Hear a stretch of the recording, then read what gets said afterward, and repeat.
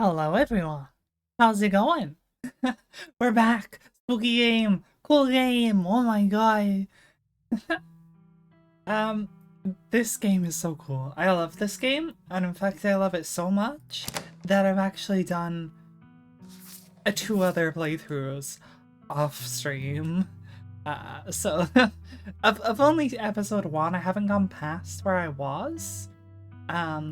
But yeah, I love this game, so I did like a buff street smart one. Well, I say buff, like the one where you can punch things good. And then this one was like hot and observant. Um, but yeah, oh my god, I'm having so much fun with this game. I've been like absolutely dying to play it again. Dude, it's such a cool game. I love it. I really wanted to continue it for like the past week, but I've been holding off for stream's sake. Also, if my voice sounds weird, or if it if it starts dying, my voice sounds weird, or it starts dying, that's probably because I think I'm getting a cold again. I had one, I recovered, I go back to work for 1 week, and suddenly I have a cold again. Very cool. This is what I get for working in a hospital. But yeah, we're back for a cool game. I'm not gonna press continue because I played 2 other playthroughs. We're just gonna do we're gonna do this. Yes, I say continue. Yes. You know what? Sure. Yeah. Let's do that.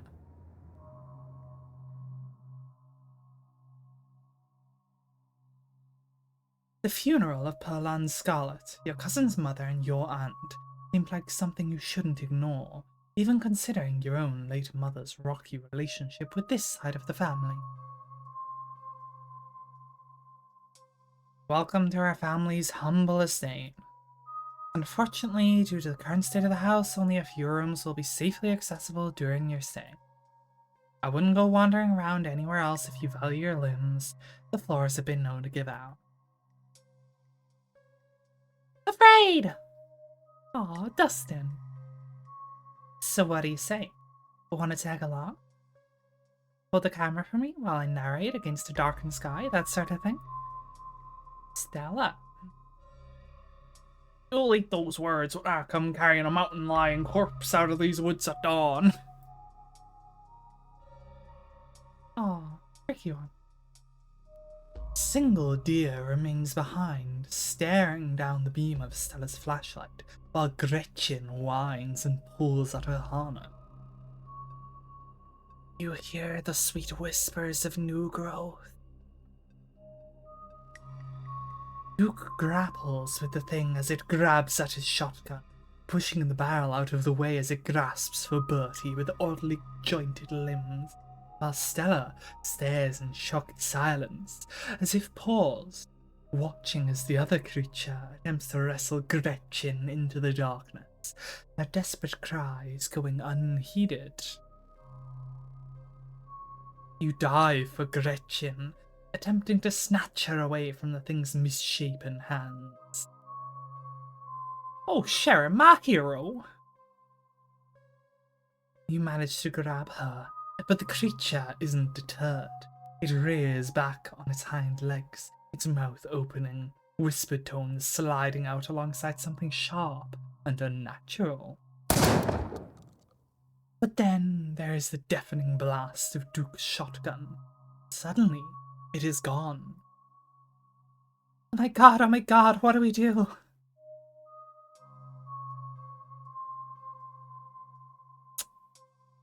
Stella, keep an eye on her for us. Make sure she doesn't get into any more trouble.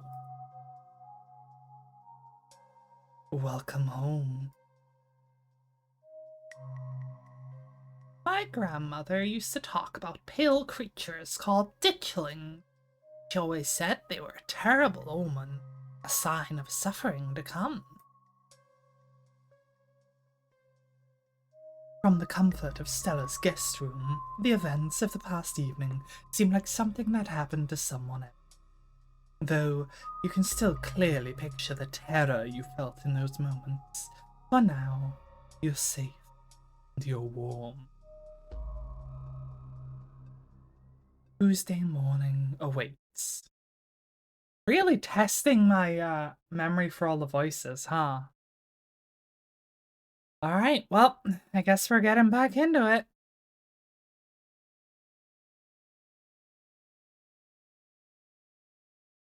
Okay, let's do this. Wake up. You open your eyes. The sun has risen, the birds are singing. You are still alive, and for now, you are safe. Your gaze wanders across the unfamiliar room to the window and the woods beyond, and you wonder if the monsters are lurking just beyond the tree, ready to pounce as soon as you leave the comfort of your new friend's family home. You can't help but remember Duke, thumped against a tree, pieces of him scattered across the clearing. Note, you can refresh yourself on the events of the previous days by visiting the journal. Continue. A knock at the front door. Your morbid thoughts are interrupted by a distinctly unhappy voice filtering through the house and past the closed door of your bedroom. Where the hell's Sherry? Oh, hey, Tabby. There's a fresh pot of coffee on the table if you want to come in. No, I'm just here to check on my cousin. Let's make this quick. I have a lot on my plate today.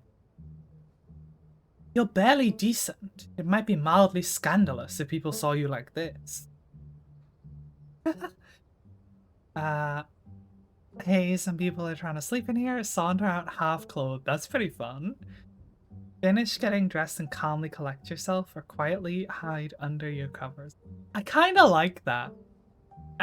So if I remember right, we were doing like a goth witchy run with our like mystic powers and our ability to talk to animals, and we're being kind of goth attitude, like whatever, a little bit, not like total emo, no. But I'll say I love the implication that I come out of Stella's bedroom half dressed, first thing in the morning. You know, like, mildly scandalous? Don't mind if I do. And, there's certain implications there. I'm doing it. You might not be fully decent, but you're not about to let that stop you from being a part of this conversation. Put some clothes on. Aw, she doesn't seem to care. Morning, how'd you sleep? Gretchen excitedly looks at you and wiggles her tail. Aw, cute. You have so many pictures. Oh my god. Look at that. That's so cute. Dude, I love Stella so much. I simply must say what a joy it is to see that you are finally up. I do hope you're well rested and that you don't mind our most unfortunate guest. What exactly did the two of you get up to last night? The implication. We went up to the woods to film a video? No, not that part. The cops called this morning and told me all about that. They did? What did they say? Did they find Duke?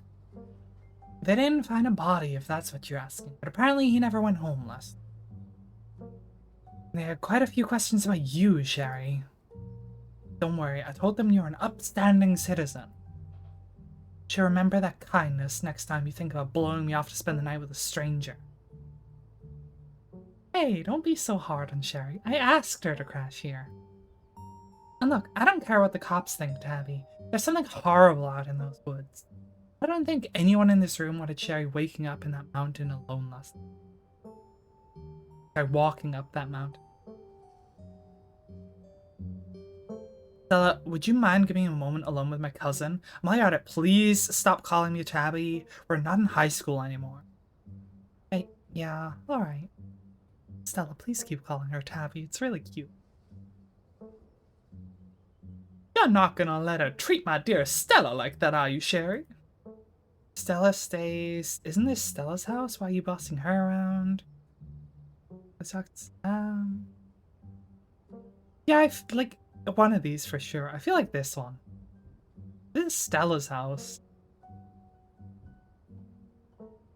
Or maybe we just stand up for our new girlfriend, just straight up. Like, not even like it's her house, like, oh, if we weren't in her house, you could boss her around. Maybe we should just be like, nah, you don't boss her around at all. She stays.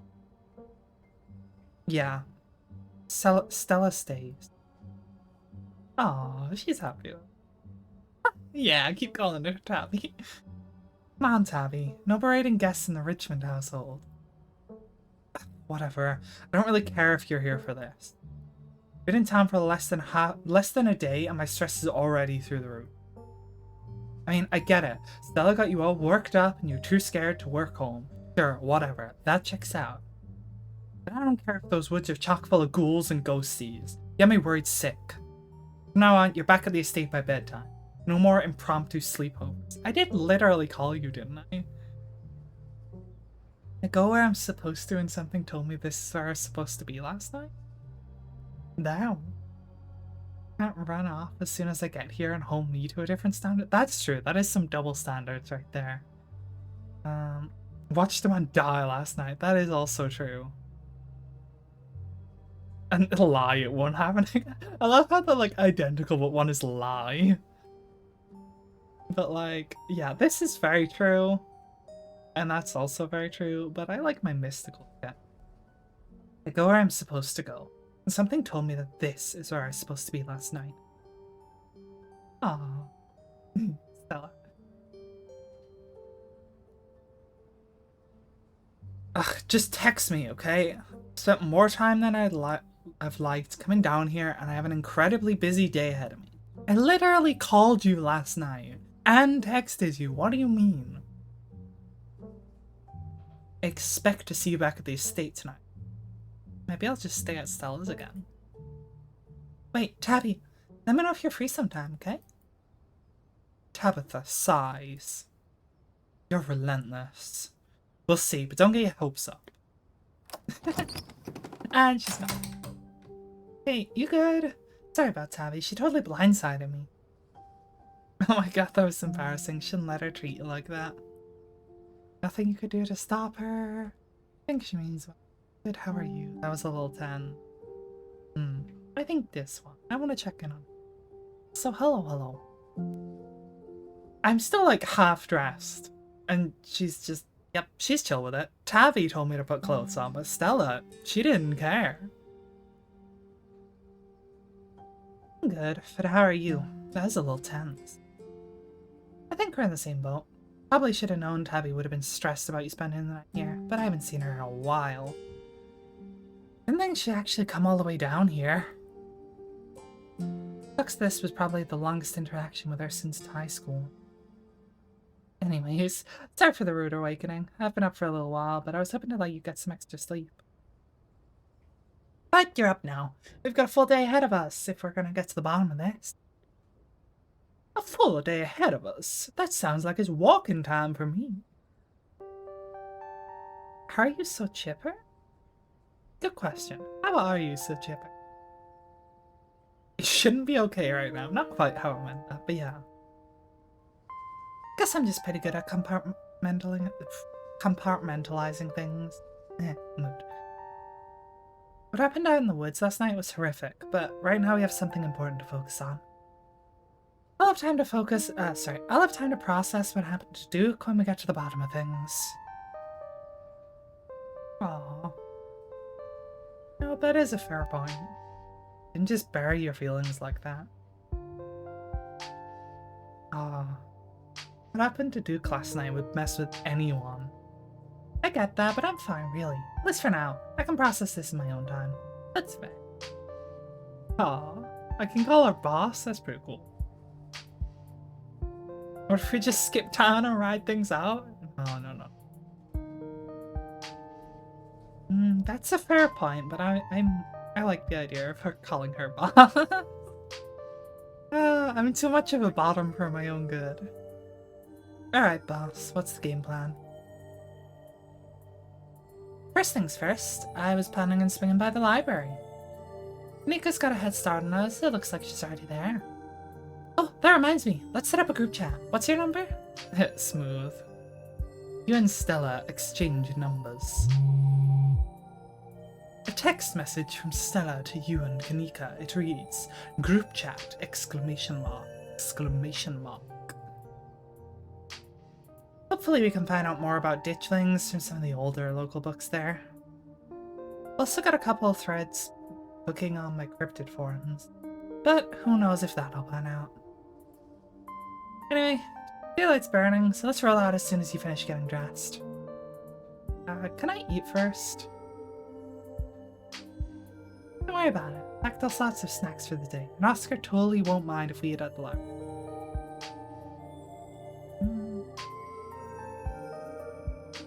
Alright, but those snacks better be good. As if you even need to worry. Aww. The walk to town was short. Stella's house is barely a stone's throw from what remains of Scarlet Hollow's once bustling main street. Ah, look, people! You shudder as you stare down the thoroughfare, both from the chill in the morning air and the all-too-present memories of everything you witnessed last night. See that building labeled Town Hall? It's actually the library. Well, it's the old Town Hall, but it's just a small upstairs office nowadays. Guess this town's not what it used to be. That and our mayor's really into going more. I think there's actually going to be a meet and greet later this week. Could just be the could be just the pick-me-up you need, what with everything that's been going on. Look at Gretchen. Aww. Stella may be fond of him, but I certainly didn't vote for that beast. Gretchen doesn't seem to care for him. Alright, I know you've joked about it a couple times, but now I'm actually starting to believe you can understand her. Gretchen absolutely can't stand Mayor Jimmy. Oh, hey. Morning, Stella. Nope, that was not the voice. Morning, Stella, and same to you, Sherry. Speak of the devil. We were just talking about you. Coming from Stella's, huh? Did y'all have a slump? Fucking Jesus, I can't read. Y'all have a slumber party? Sorry y'all, but I'm actually in a bit of a rush this morning. Can't really stop to chat. It'll take me a bit to set up, so if you want to catch up with folks or grab something at the diner, you can meet me in the library when you're done.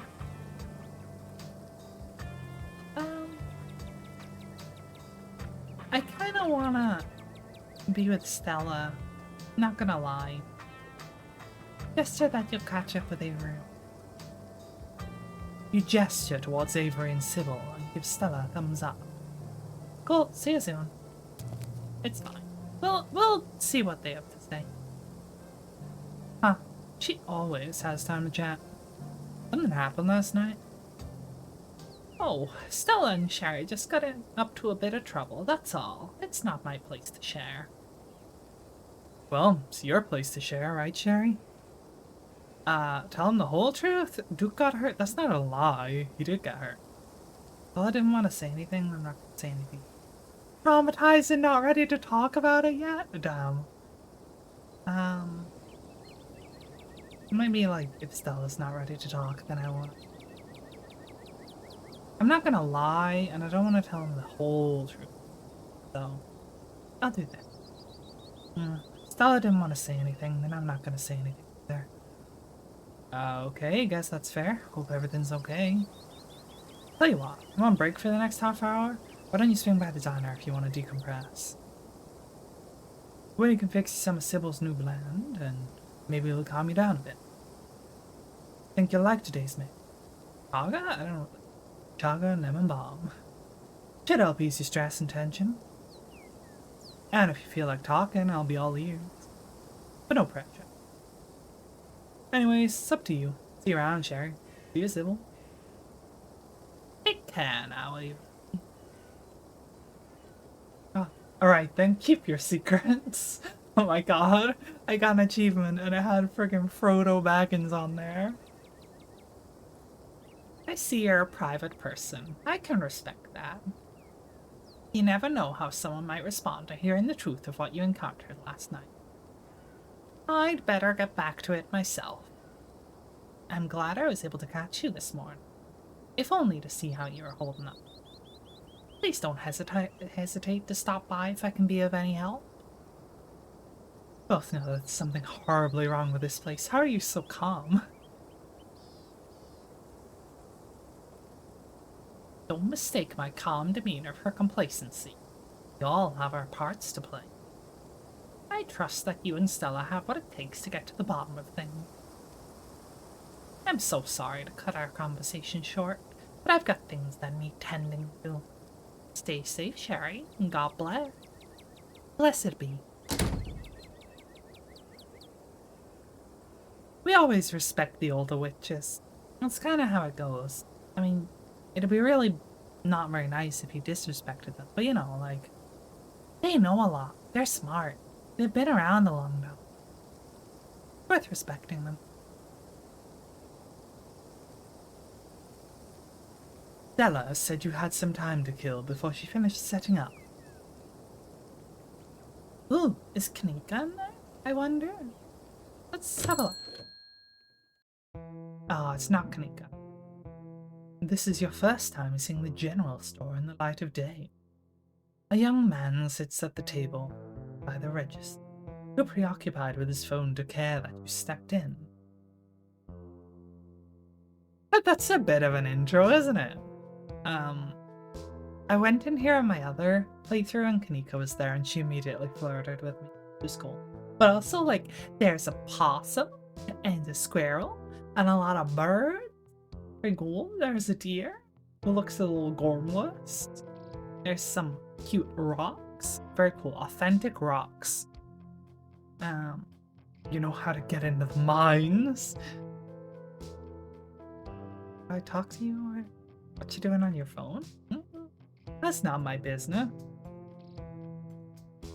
Maybe we should just start with a normal ass introduction. Maybe. Oh. Hi, I'm Sherry. Just got into town yesterday. You got any games on your phone? Ah.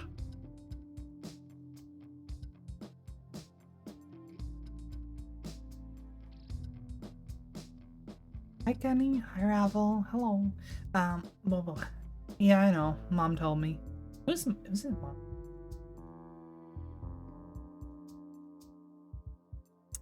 What's your name? Yeah, sure, what's your name, weird kid? Miles? Like, Miles Morales? Alright, never mind, you're not weird, you're cool all of a sudden. Maybe, we'll see. You know how to get to the mines? Maps are free. Oh, that's good. You take a map of the town. The mines are a couple of miles away. 10 miles. But you now have the power to visit your cousin of your own free will. Miles per hour? Definitely.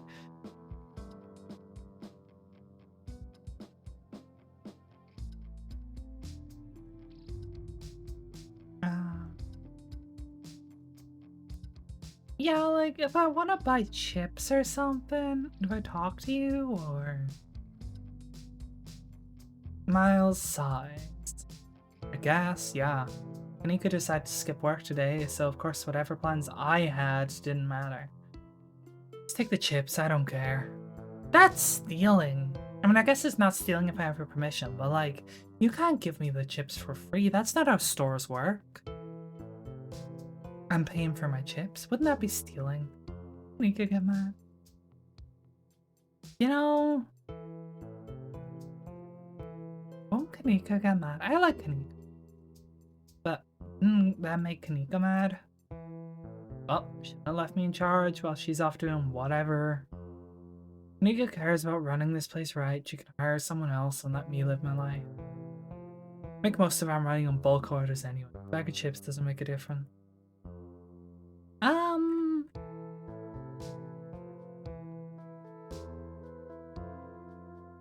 gonna tell Kanika about that. I should probably pay for them. Like, stealing is cool and all, but it's not stealing if he's just like, whatever. You know, that's not stealing at that point. That's just him being lazy. And Kanika's cool. And I don't screw small businesses. I screw the big ones. Life lessons with Sherry. If you're gonna steal, if you're gonna shoplift, do it from major corporations. Don't steal from the little stores. Don't steal from small independent businesses. Okay, Robin Hood. Excuse me, it's called etiquette. Called having basic fucking decency is what it's called. I'm paying for my chips. I'm ringing you up. Take him or leave him. Fucking really? Ah, fine. Fine, whatever. I'll take some motherfucking chips, you bastard. Or will I? Fine, you know what? I have done everything in my power to pay for the chips. He's giving me them for free. I'll just take the fucking chips. Yeah, salt and vinegar. Ew. You grab a bag of salt and vinegar chips from a nearby shelf. It will sustain you in the coming days. Well, I don't feel like I should ask someone what they're doing on their phone. I'd hate if someone asked me. Right, see ya, Miles. Miles doesn't respond. You turn and leave the general store. I don't like him. He's not cool, actually.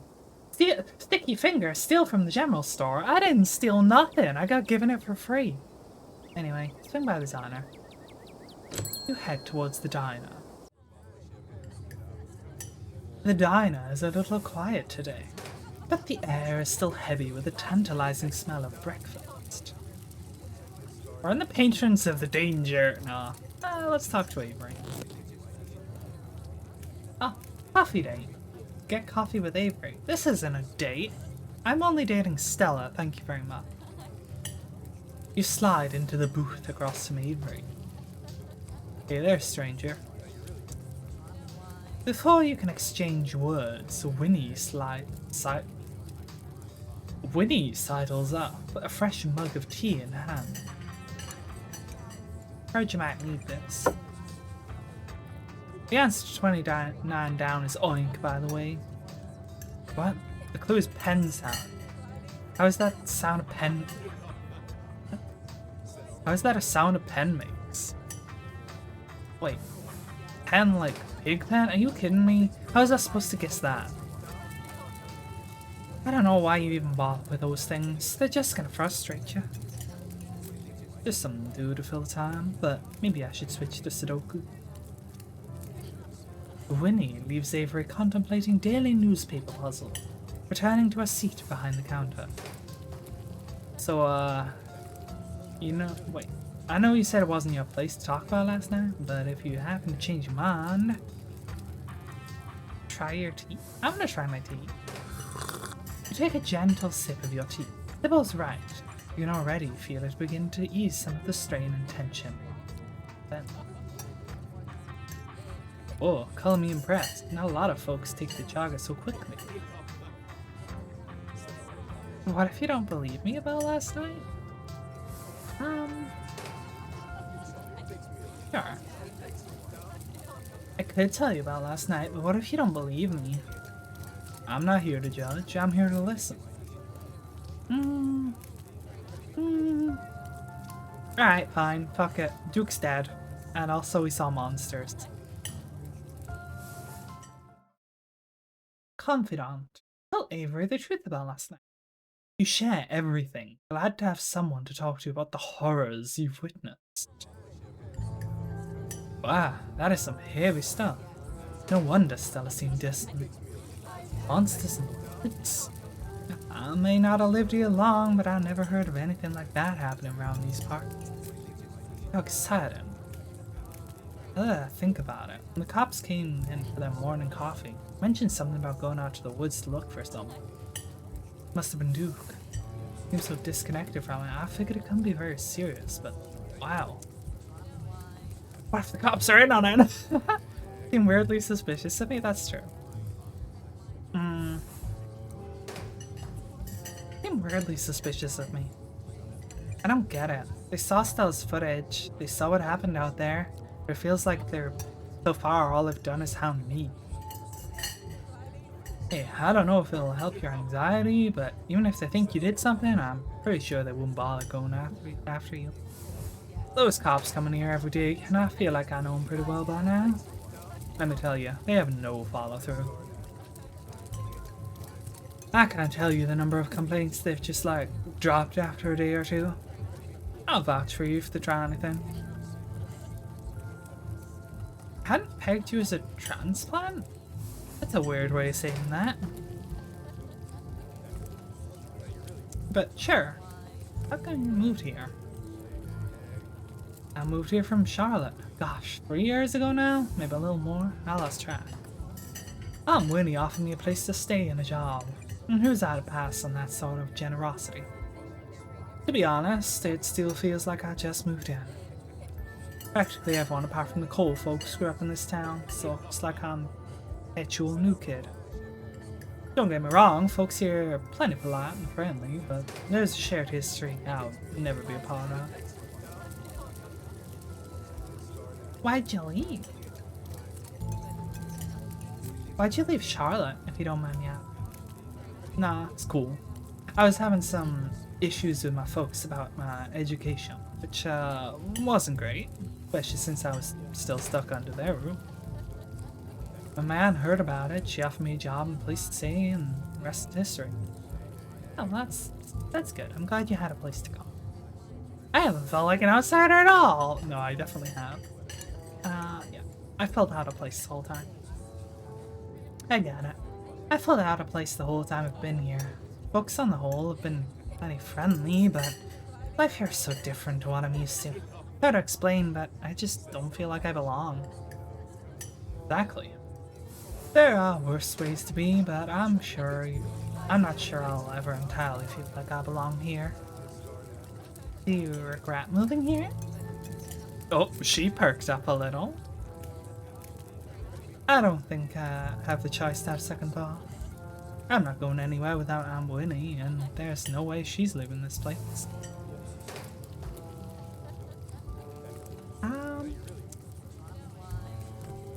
Take me with you? Aw. Let me know if you happen across any leads. Run the case, but I hardly know where to start. Let me know if you hear anything. Definitely. Ah, man, looks like my shift is starting. Hopefully the Chaga's had a chance to start working its magic. My background character giving stink eye. I think she's the aunt. So she gave him the opportunity to move here, and he took it. And then I'm like, do you regret it? And she's like, huh? Does my nephew regret it? Down is where everyone comes to gossip, so I hear a lot about what goes on around here. Let you know if anyone mentions the monsters or anything else strange or unusual. Avery slips out of the booth, giving a friendly half-wave but disappearing at the back. You leave the diner ready to continue your day. Well, visit your cousin at the mines and just ditch Stella? That's not even like an explore option. That's just like and I ditched Stella. We're going to see Stella. We're hanging out there. You enter the former town hall. Aw, cute. What is going on there? What once must have been a stately foyer has since been converted into rows of shelves. Meeting rooms and offices long ago gave way to assorted reference collections and reading areas. Oh hey, you made it! Aw, she's cute. Like to all the books before heading over to a table? No, I'm not gonna shush Stella, that's fucked up. Ice! There's a cat toe! Hold on. Hey. Yeah. Over at my seat. Sorry, Stella. I want to check out the cat. You quietly shush Stella before heading over to our table. This is a lot. Oh, no, I don't. I wanted to get to the cat. No! Oh, it's okay. I just shushed her for no reason. I'm going back. I thought like I'd shush her and point to the books and then go like check them out. I didn't think that was like just shush her and walk over. Okay, let's go. We head over to Stella's table and settle in. Glad you found the place. Hey Sherry, you look tired. My goodness, whatever happened to common decency? You can't go around telling someone they look unwell. You look marvelous, Sherry. Snitch on Miles? I might, in fact, snitch on Miles. I may, in fact, be snitching on Miles. I'm sorry, he was a little shit. He deserves it. I'll sleep when I'm dead, blah blah. Scooby-Doo? Uh-huh. Can't just tell someone they look tired. No. Snitch on Miles? Yeah, fuck Miles. Oh, before I forgot, I met your brother Miles. He made me take chips without paying for them. Cherry, you can't just snitch on someone like that. Ugh, I asked him to cover the store for 1 day and he can't even be bothered to do that. Typical. I'm paying him, you know. No wonder he's chronically unemployed. Anyway, guess we should get started. Stella telling me I shouldn't snitch on people. This bitch, like, I wanted to pay. Like, stealing's all well and good, but it's Kaniko's little store. Excuse me. Whatever. Howdy there, strangers. And literal stranger. You know what, this guy's giving Angus. I'm gonna do my Angus voice if I can remember it. Introduce yourself. Or remain silent. I'm remaining silent. I'm word. What is the word I was looking? Introverted. I'm an introverted goth girl, thank you very much. Hey Oscar, this is Sherry. You know, Tabby's cousin. How do I... Can't remember the fucking Angus voice now. Oh, I should have known you were Scarlet. Nope, that's not quite right. You know what, close enough. Oh, I should have known you were Scarlet. You look so much like Vivian. Not that I knew her very well. I was still a little kid when she left. But that Scarlet resemblance, it's, strong. I'm Oscar Gutierrez, Chief Librarian and, only librarian. Oscar's amazing. He practically built this library from scratch. Yeah, I'm a little jealous of what the kids around here get to grow up with. They don't know how good they have it. Back when I was in elementary school, all the library had was a couple of shelves and boring books donated by old people. Y'all are too kind, but speaking of kids, have either of you seen Rosalina around town? Why do you have cheese wedges? I don't know. Are they even cheese? They might be. They might be. It might be like baked goods.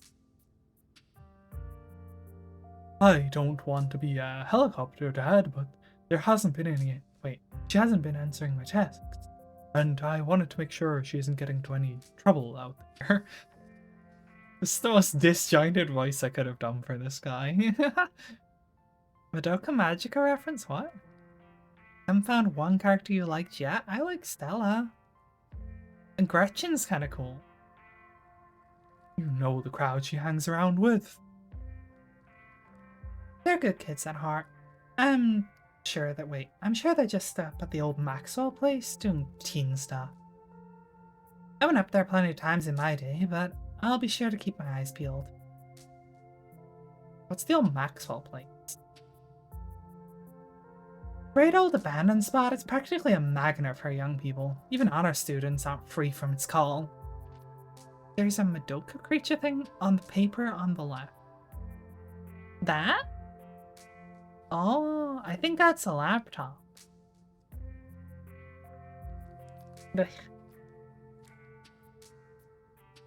I can't believe I used to be so reckless. The floors there were like Swiss cheese.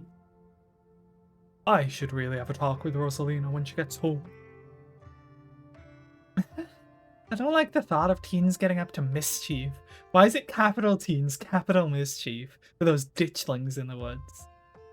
This guy's gonna be like, what the heck is a ditchling? I'm just gonna say nothing. You say nothing and let the others talk. Man, I wouldn't let her run off like that anymore, though. It's not safe as it usually is around here. Oh, is that so? Nick is right. There's some weird stuff going on in these woods.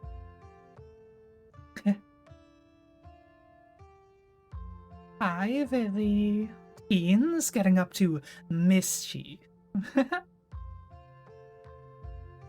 That's actually why we came in today. You ever heard of... Okay, you're just saying ah. You ever heard of creatures called ditchlings?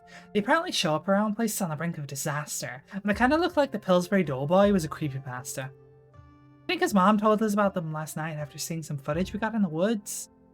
Ditchlings, doesn't ring a bell. Dang, worth a shot. Okay, if you were, say, trying to predict a horrible disaster that might befall our town, where would you start looking? Aww, look at the creature! Guys, look at the little ditchling on her pad with the question marks! Oh, it's so cute! Aww!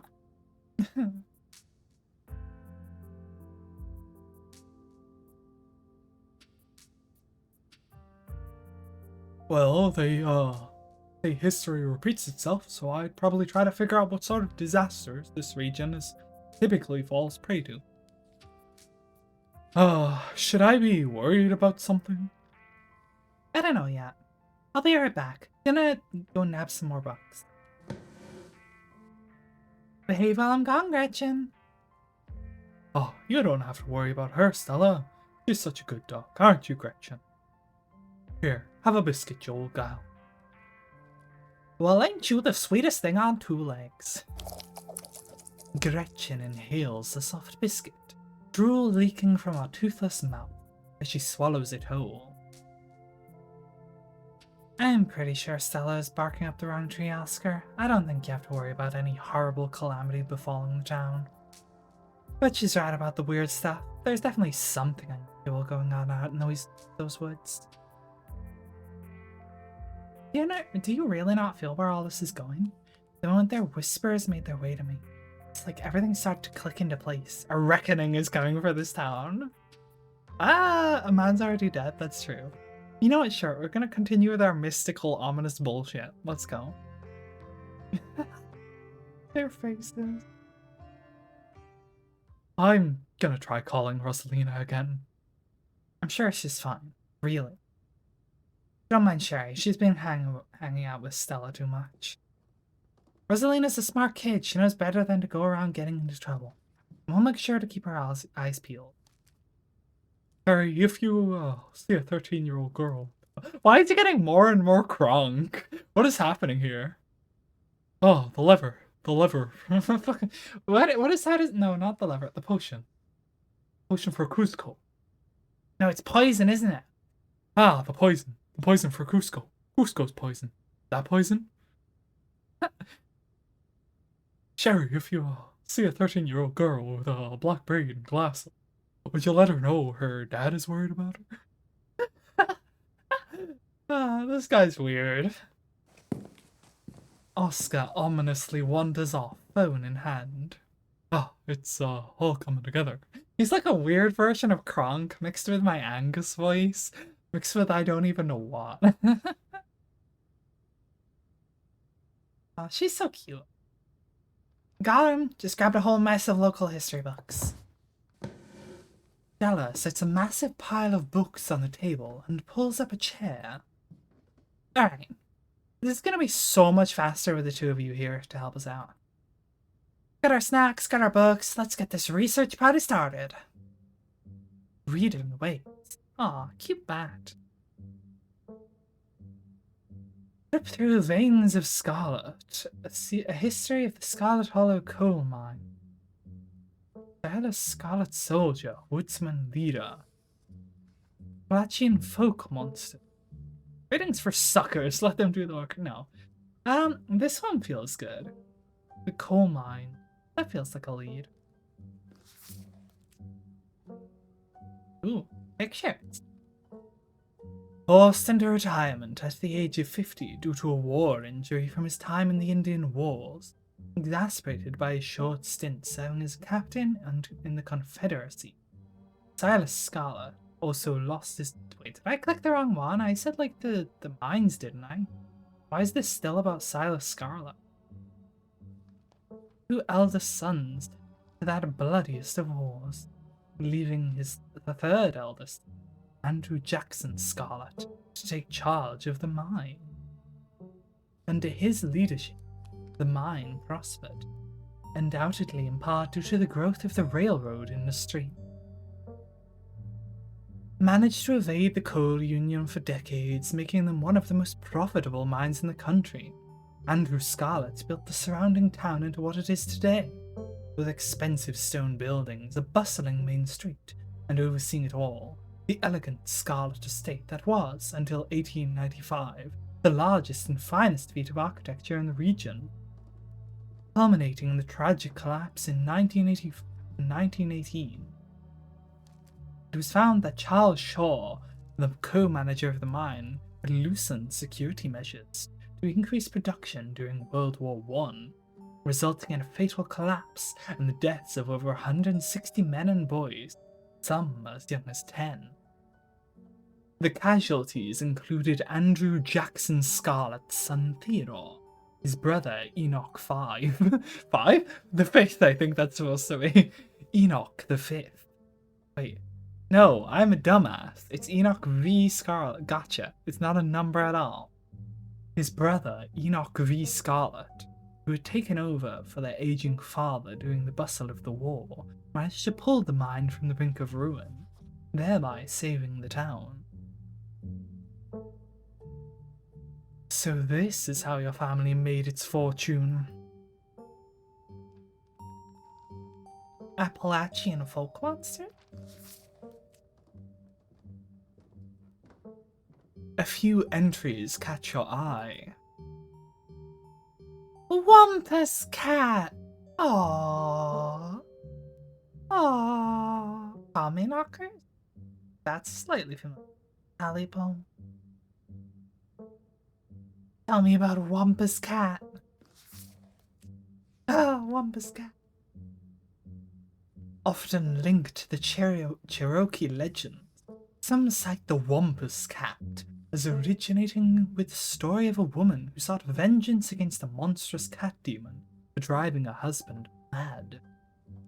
She hunted it down and, by wearing a bobcat's mask, tricked it into using its own vile magic on itself, freeing the people of their region from its evil. Others say the creature comes from the story of a woman who wore the pelt of a wildcat, witnessed forbidden hunting rites. The hunters of her village gathered to perform the rites, and she watched in secret from underneath the cat's pelt, but was soon discovered. For her indiscretion, she was fused with the pelt and transformed into a creature that was neither human nor cat, forced to wander the wilderness alone, feared by all. Her calls are those of great sadness and serve as a warning to anyone who dares go against tradition. The Tallypop. There was a hunter who lived in a tiny cabin in the middle of the woods, all alone with his hunting dog. One night, after a particularly bad week of hunting, both their stomachs empty, the hunter spied something at the corner of his eye. Some small creature had gotten into the cabin through a hole, and before he could even figure out what it was, he'd drawn his gun and fired at the thing, his hunger guiding his action. But it was quick, and ran back through the hidey hole and out of sight, leaving only its long black tail, shot off by the hunter's rifle. "Guess this'll have to do," he said to his dog, and threw the tail in the pot to cook a soup. He and his dog ate well that night, the tail filling them both up. The hunter crawled into bed satisfied, and the dog curled up at his feet. He woke to the sound of long nails scrabbling across wood. His dog was nowhere in sight, only a rumpled spot on the covers where he'd been. And in the gloom, he saw two big yellow eyes staring right at him. "I want my talipo," high, coarse voice stroked from the darkness. "Go away," he screamed at the thing. But it stepped closer to him, still shrouded in darkness, the sound of long claws dragging across the hard wood accompanying its movements. "I want my talipo," the creature growled again. "I'll get my dog after you," the hunter squeaked, the voice catching in his throat with fear. But there was no dog to be seen. "I want my talipo." Before the hunter could so much as scream, the creature leapt from the darkness, long claws stretched out towards the hunter. No one is sure what the creature did to him that night. By the next morning, all that remained of the hunter, dog, and his cabin was a chimney, standing alone in the woods. Okay, interesting. Tommy knockers. Enigmatic cave-dwelling creatures primarily known for causing mischief. Tommyknockers originated in Cornish mythology, spreading to the United States when Cornish immigrants began working in Appalachian mines. Actually, I do know the name. I'm vaguely familiar. They're named for the knocking that can be heard from seemingly within the walls before a cave-in. According to some, the knocking serves as a benevolent warning. Others believe that the creatures take stolen hammers to the supports of the mines and collapse them on whoever is unfortunate enough to still be inside. They are traditionally thought to be impish leprechaun-like beings, but some claim they are spirits of long-dead miners, forever cursed to haunt their final resting place. You're done here. You close the book and put it back. Silas Scarlet, soldier, woodsman. Silas Everett Scarlet was born to Colonel Everett J. Scarlet in 1818, one of 12 siblings. He grew up in eastern North Carolina during the tumultuous time in the state's history, and not much is known about his life before he joined the army in 1836. He quickly rose through the ranks, in part due to his father's connection, but also due to a particular ruthlessness for which he received the nickname Bloody Silas Scarlet. The federal government granted the now Captain Silas a tract of bounty land in exchange for his service in the Indian War, and he settled into the hills of North Carolina in 1841, the land that would become Scarlet Hollow. But it started as a simple log cabin built by Silas's own two hands, occupied by his family of 10. Silas, his wife Mary Joseph Scarlet, and their 8 children. Logging business brought many workers and fellow landowners to the hills, but it wasn't until Silas discovered rich seams of coal running underneath the entire region that Scarlet Hollow was really put on the map. He saved what he could and brought the surrounding hillside. He saved what he could and bought the surrounding hillside at a great discount, cleverly hiding what he knew about the land's true value. Thus, he had all the resources to found Scarlet Hollow's now famous coal mine.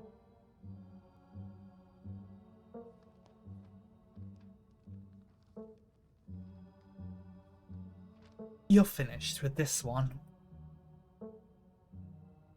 I think I'm all done. Let's check in.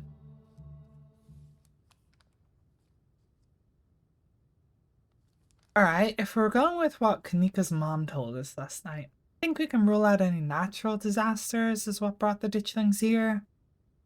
But not nuclear incidents. Looks like our state has history with those. That is true. What about y'all? You find anything? A friend! Before you can respond, a handsome black cat leaps onto the table. Almost on instinct, Stella slams her book shut. Aw, hey Pixel! Oh my god, your name's Pixel! That's so cute. Might want to close your book. He loves to rip up any piece of paper he can find. Pixel, my dear friend, it has been too long. Where have you been? Hungry. Did Stella bring the good stuff? Yeah, don't worry, little guy. I didn't forget your treats. Oh yeah, snack time. Crunch, crunch. Sorry if Pixel's bothering y'all. Hopefully he hasn't gobbled up any of our books. He can't stand the thought that people may pay attention to anything that isn't him. Hey Pixel, what you think about the monsters you saw in the woods? I'm an indoor cat. I don't know nothing about no woods, I just hang out in the library. Especially now that our house got haunted. Wait, your house is haunted? Stella's face. Wait, your house is haunted? What? Hey, how'd you know? What? Pixel told me. Stella's... I keep doing this to Stella, and she still doesn't know whether to believe me or not. Pixel told me. Sherry is either a psychic or she can talk to animals. It's a long story. Actually, it's both. No comment. We've, been living in the library for a little bit. Been great. Way more snacks. Way more scritches. Sometimes there's too much scritches. Hold up. What kind of haunting are we talking about there? Unexplained noises, objects appearing in strange and unfamiliar places. Oscar, don't get our hopes up like that. Oh, nothing like that, sorry. The floor in Rosalina's bedroom just keeps seeping blood, and I've seen a strange figure in the hallway a couple times. Maybe the fact your child's bedroom is seeping blood is slightly more a cause for concern than being like, oh, nothing like that, sorry. Wait, you've seen a full-body apparition? Can I see it? Stella, how many times have you gone on ghost hunts and been tricked by shadows? You know that's what it's gonna be. But what if it's an actual ghost? I believe them. I practically feel the haunting as we speak. I love how shocked she looks. It's great. Well, we do live in the annex behind the building. Y'all are more than welcome to check it out. Maybe tomorrow night? Yes, we'll be there. Yeah, that sounds like a fun way to spend an evening. Can't wait to get spooked by some creaky floorboards. The Tailypo or whatever the fuck? Maybe. I don't know. The Tailypo took the entire house before. Why do you let a paper shredder wander freely in a library? I do want to hear more, but that feels mean to Pixel. I feel like we should leave Pixel be. You know what, let's do a save and then see how rude it sounds. Also, look at Gretchen. Why do you let a paper shredder freely wander the library? Oh, I like it. I don't know about Pixel. Why don't you mind your own business? Have you seen this little guy's face? How could I say no to that? Leave Pixel be. Aww! Look at him! Aww! He's so cute. The cat curls up on the table, fast asleep. Alright, I'd better get back to shelving. Let me know if y'all need anything. Are we saying about nuclear incidents? You're talking about that Goldsboro thing, right? Like, yeah, apparently in the 60s, a B-52 carrying a live warhead broke up in midair and dropped a couple of bombs. Oh, wait, was that Stella or was that him? I don't know if she said the first thing and he's just started saying, it's fine. Fascinating bit of history there. At first, the two bombs landed upright after its parachute got caught in a tree. Thankfully, it didn't go off. At the time, the government claimed that the bomb was unarmed. But it later came out that the only thing preventing a detonation was a single electric switch failed to trigger on the descent. 60 years later, And 60 years later, the second bomb still hasn't been recovered. right, it's a conventional explosive disintegrating midair, but most of the nuclear material was made unrecoverable by flooding. If I remember correctly, they just buried it and sealed it up. Wrong level! But I'm sorry, did you say they buried it? We all need something dug up, because if so, I am your gal. I don't think disarming nuclear bombs is part of our skill set. Nuke made the Ditchlings? What? There were so many... The gods are screwed. Yeah, I don't think we can disarm a nuclear bomb. I don't think disarming nuclear bombs is part of our skill set. Absolutely not. Also, Goldspur is almost 400 miles from here. I think we're good. I'm just saying, you never know with radiation. I mean, radiation's not that tricky to understand, really. You actually know quite a bit. It just melts you. It doesn't make monsters. And a 60-year-old bomb isn't gonna explode on its own hundreds of miles away and kill us here. Especially not if it's buried. They normally do an airburst. You never know, there could always be a whole underground site of bomb-worshipping mutants just waiting to blow it up. I've missed this. Do you think there's a cult here? You'll lean in and quietly whisper to Stella and Kanika. What about Gretchen? You guys think there's like a cult here? Nudists doing some sort of weird ritual? No. Ditchlings are like summoned? Folks here seem tense and closed off. The cops were really suspicious, to be fair. But the Ditchlings, I don't think they were summoned, but I think they were summoning something. They made like a whole spiral. Although I guess we didn't see that on this playthrough. Spoilers maybe? But like, on my other couple playthroughs, I saw that like if you follow them deeper into the woods, they're making a spiral of animal carcasses. And it's really weird.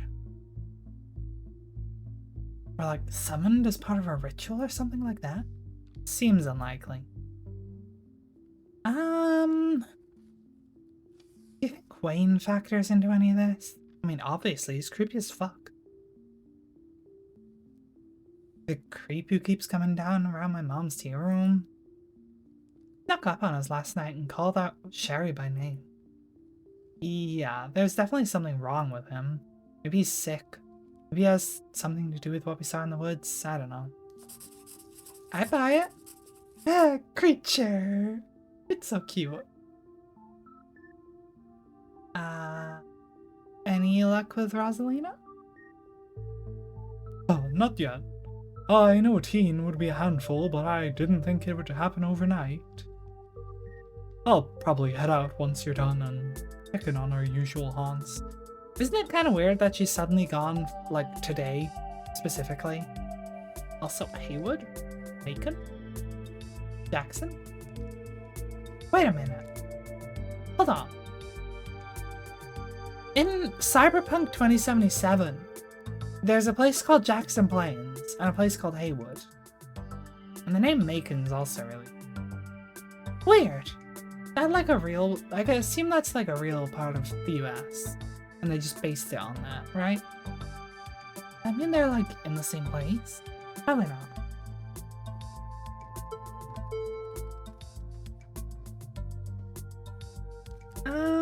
Veins of Scarlet was kind of interesting, I guess, but, you know, none of the books told me anything particularly relevant yet. I'm sure it'll turn out to be relevant. Not yet. So, about the coal mines here. Nika visibly shudders. I get cold sweats just thinking about being in a place like that. I feel for the guys who work up there. I could never.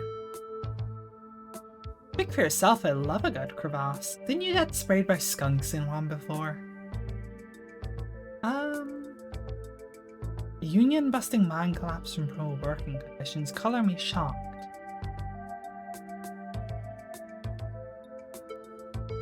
Yeah, it's pretty awful. That's what that sculpture out in front is for, commemorating all the men and children who died that day. Every kid in Scarlet Hollow learns about the collapse of 1918. Our teachers love to emphasize how many children they had working down there. Probably try and show us how good we have it or whatever. Low bar if you ask me. You know, that could be what the Ditchlings are warning us about. Another collapse. Yeah, that's what I was thinking. Writing down on the list of potential disasters. Yeesh, Stella, that's morbid. Besides, it was all Charles Shore's fault. The labor market is way more strict now. There's no way they could get away with that kind of safety cutback he pulled. I don't know, maybe we gotta like pull up Tabitha. She's running it now.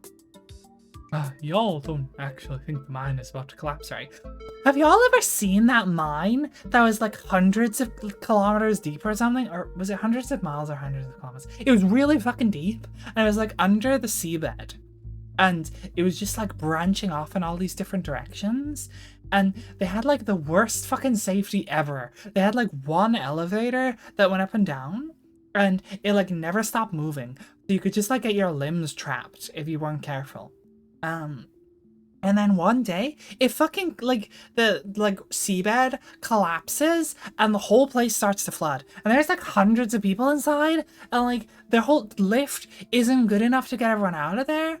And so like they're trying to get on this lift in a panic and get pulled up, but there's only one lift and it's like just pulling people up and can't really have that many people. And then like halfway up it gets freaking stuck and like there's just no more lift, so they're just having to climb up like hundreds of miles of ladders to try and get out of there.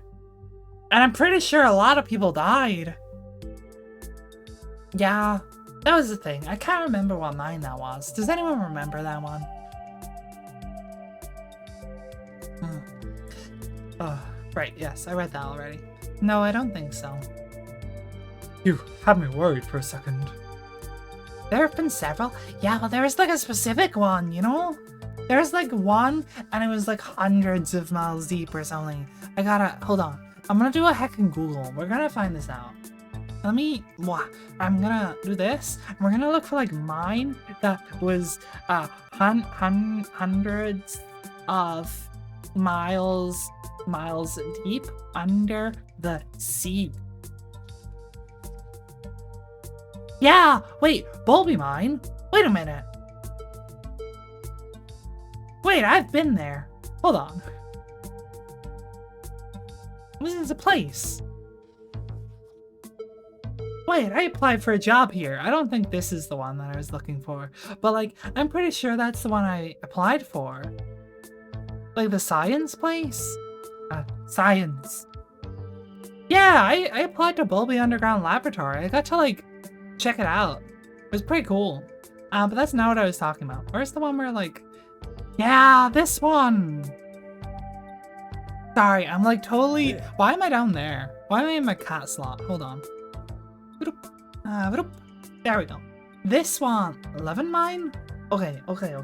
Should we do a little history? It saves me talking for like hours straight and we can learn something. I'm gonna save the game real quick just in case anything happens. Where's my mouse? Ah, no! I accidentally skipped a dialogue. My mouse is just gone now as well, which is really cool. Don't know why. I am somehow navigating. Yes, enter. Okay, return. Okay, we're fine. Everything's fine. I may have accidentally missed one dialogue, but okay. You know that one? Okay. But we're gonna do a little history. This is the Levant mine. We're gonna do a little Also history. nicknamed the mine. I'm gonna set it to 1.5 and we're gonna learn. Under the sea. Or I'm gonna shut up for a bit because like I have a bad throat and I have been talking a lot. So I'm gonna shut up for a bit, rest my voice while we learn about a mine. And then I'll continue the game. And would eventually reach 2,000 feet deep into the earth. But also 2,000 feet? Okay, it wasn't hundreds of kilometers. It was 2,000 feet. But that's still a long fucking way. But 600 meters. That's pretty fucking far. One with the weird machine ladder? Yeah, I believe so. a full mile underneath the Atlantic Ocean. I'm sure you can imagine what might happen if one of those tunnels were to fail. Incredibly, that isn't even the worst of the conditions within. This is the story of the Levant mine disaster. As always, viewer discretion is advised. Wait, let me do a hack and... Oh, no, that's weird now. I'm like floating off the screen. There are a lot of jobs today that are stressful for one reason or another. Some are just exhausting or emotionally draining, but the number of jobs that are truly life-threatening pales in comparison to a couple hundred years ago. While some of the improvements can be credited to new safety technology and better training, the real reason things have gotten much better is legislation. Because no matter how many injuries something might prevent, there's nothing quite like the threat of legal action to get a business to actually pay for safety equipment and mandate its use. Mining in particular has never been an easy job and still isn't. However, it's a lot better with things like electricity, forced airflow, hydraulic motors, and geological tools that can actually test how safe it is to dig somewhere. People working just a couple hundred years ago, though, didn't have access to most or all of those things. One of these mines was known as the Levant mine and was located on the very far southwestern tip of England. It opened in 1820 and was primarily a copper mine, but also extracted tin and smaller amounts of arsenic. At the time, copper and tin were both... Oof, arsenic? The minute it's like, yeah, we're mining arsenic, you know it's a good mine, right? You know this is a very safe mine. become very important and very lucrative since they could be used to make brass and bronze. But for the people working there, the conditions deep in the mine were nothing short of horrific. Reaching down about 600 meters or 2,000 feet below the earth, the Levant mine was pitch black, scorching hot, and parts of it stretched horizontally a whole mile underneath the Atlantic Ocean. And practically begging fate, one of the mine shafts named 40 Backs was as little as 12 meters or 40 feet from the seabed above. If that tunnel had ever failed, the mine would have filled with water too quickly for anyone in the lower levels to escape. But even without the threat of suddenly drowning quite literally looming overhead, the rest of the mine was no less forgiving. With temperatures sometimes reaching 40 degrees Celsius or over 100 Fahrenheit, many of the miners were forced to work almost naked to avoid passing out from heat stroke.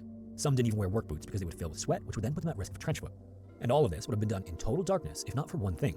Before entering the mine every day, the workers would collect a handful of clay from a pile on the surface and use it to stick a candle on top of their heads or in later decades onto their helmets. Since each man needed both hands to work, climb, and use their tools, lanterns weren't a possibility, and the mines were too massive to hang lights along every passage and keep them all fueled. So as strange as it looked, this was the only real way to see anything down there. Of course, this came with a whole new set of problems too. Candles would regularly blow out during work and would need to be relit, so men carried matches in waterproof brass containers. But incredibly, even that is just the start of it. Each day, hundreds of men would climb down into the mine through one of its shafts, with 80 ladders between them and the bottom level. Once they were down there, they'd use hand drills to dig thin channels into the rock about 1.5 feet deep to fill with gunpowder. A fuse would then be set and the tunnel would be cleared while the men waited for the explosion to shatter the next couple hundred feet worth of stone. Afterwards, they'd go back in and clear the debris with hand tools. More delicate areas, on the other hand, were done entirely using hand tools, and after the miners passed through, other teams would bring logs and wooden planks in behind them to shore up the passageway, then repeat the process all over again. All the while, hundreds of tons of stone and ore needed to be hauled kilometers back to the mine shafts every day where they could be lifted up and processed. This involved using several 100-pound mine carts pulled by horses and mules accustomed to working underground. To make things worse, and even more tiring than they already sound, at the end of a full day's work, men still need to climb back up and... Maybe this isn't the exact one I was thinking of. Actually, I mean, I think it is, but I think I might have accidentally merged like two of them together. There's the one with the weird elevator, and then there's the one with like nothing but ladders and shit. I might be mixing two. Might be that one. That might be the one with the elevator. Perhaps. But let's watch this. Let's watch this one. And out of the mine, up the 80 I may flights have of made a ladders still mistake. at the very bottom. This process could take a full hour and a half, not to mention the walk back to their hometowns afterward. And to add insult to injury, the possible 3 hours a day spent climbing ladders wasn't paid time. You were only on the clock when you actually got to your floor of the mine for one of the 3 8-hour shifts each day, except Sunday. All things considered, the Levant mine certainly sounds like one of the worst jobs a person could have. But despite this, between 300 and 700 people worked at the mine most years, about 2/3 of them underground. The remainder on the surface included many women, children, and men with injuries that kept them from working down below. Their jobs were to break up the ore into fist-sized chunks with hammers and sorted by type for processing. And those who did work down below could be as young as 14 and included many people who were desperate and couldn't find work elsewhere. It also wasn't uncommon for exhausted men to fall from the ladders at the end of their workdays. And even more injuries were caused by loose gunpowder wafting into the air and igniting on the workers' candles, blinding them or setting off premature explosions. Afterward, men who were unconscious or too injured to make the climb back up would be hauled up with ropes or later on one of these skips, which were a pair of buckets that had their own dedicated shaft for lifting stone and ore out of the mines. By 1840, engines were starting to become a little more common and began to be used in the mine, and this is how those skips were powered. Basically, these two buckets moved along vertical tracks inside of a mine shaft with a cable linking both of them over a pulley at the top.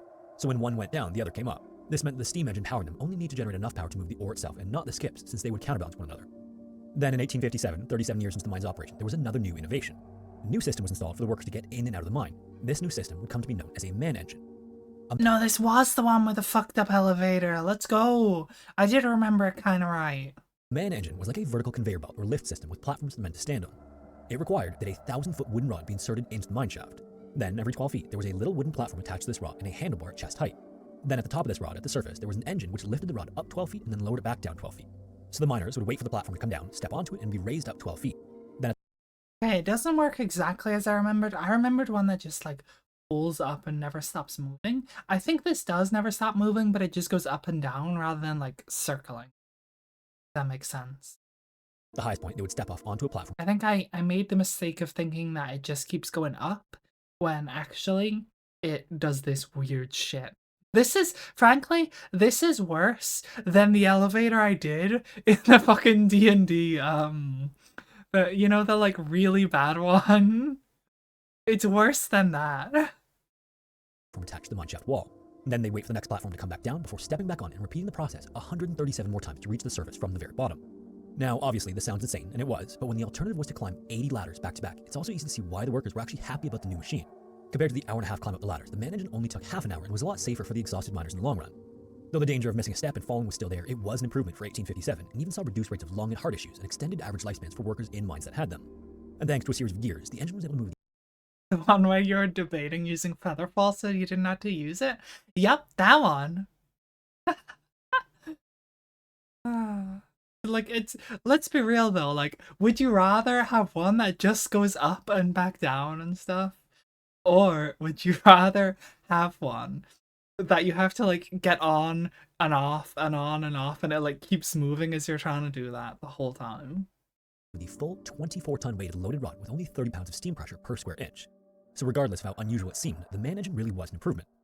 On the other hand, the problem was that already by the 1850s, the first recognizable model. You'll use the stairs? I think you mean you'll use the 600 meters worth of ladders. I think you'll very quickly change your mind there, bye. Elevators had begun to be used, and even among similar man engines, the Levant man engine was sort of primitive. It only used one moving rod as opposed to two, which effectively doubled the time it took to reach the top or bottom, because half the time was spent waiting on stationary ledges instead of stepping to a second moving rod. Additionally, it used a type of engine that could be choppy and unreliable. This was later replaced in 1893, but by then the man engine was practically ancient technology anyway. But despite this, it continued to be used for almost another 30 years. By 1919, 62 years of constant use had worn down components, rotted wood and heat and moisture of the mineshaft, and put the machine under the stress of millions of repetitions, carrying as many as 130 people at a time. Hundreds of individual parts were replaced over the years, but finally, it was too much anyway. On October 20th that year, the morning shift was winding down and miners were packing up and started to make their way back to the surface around 3 p.m. Many of them had just survived World War I, only to return home to a struggling economy and few ways to support their families. Time and time again, those men and the workers before them had told management that the man engine wasn't safe. It was rickety and parts shuttered as it moved. Many of the landings and steps had also been eaten away and not properly repaired, but management declined to do anything about it. Replacing the engine would cost a lot of money, and while there were plans to dig a new vertical shaft and install something a little more modern, work had yet to even begin. By then, the mine employed 331 people, with 187 of them working below ground.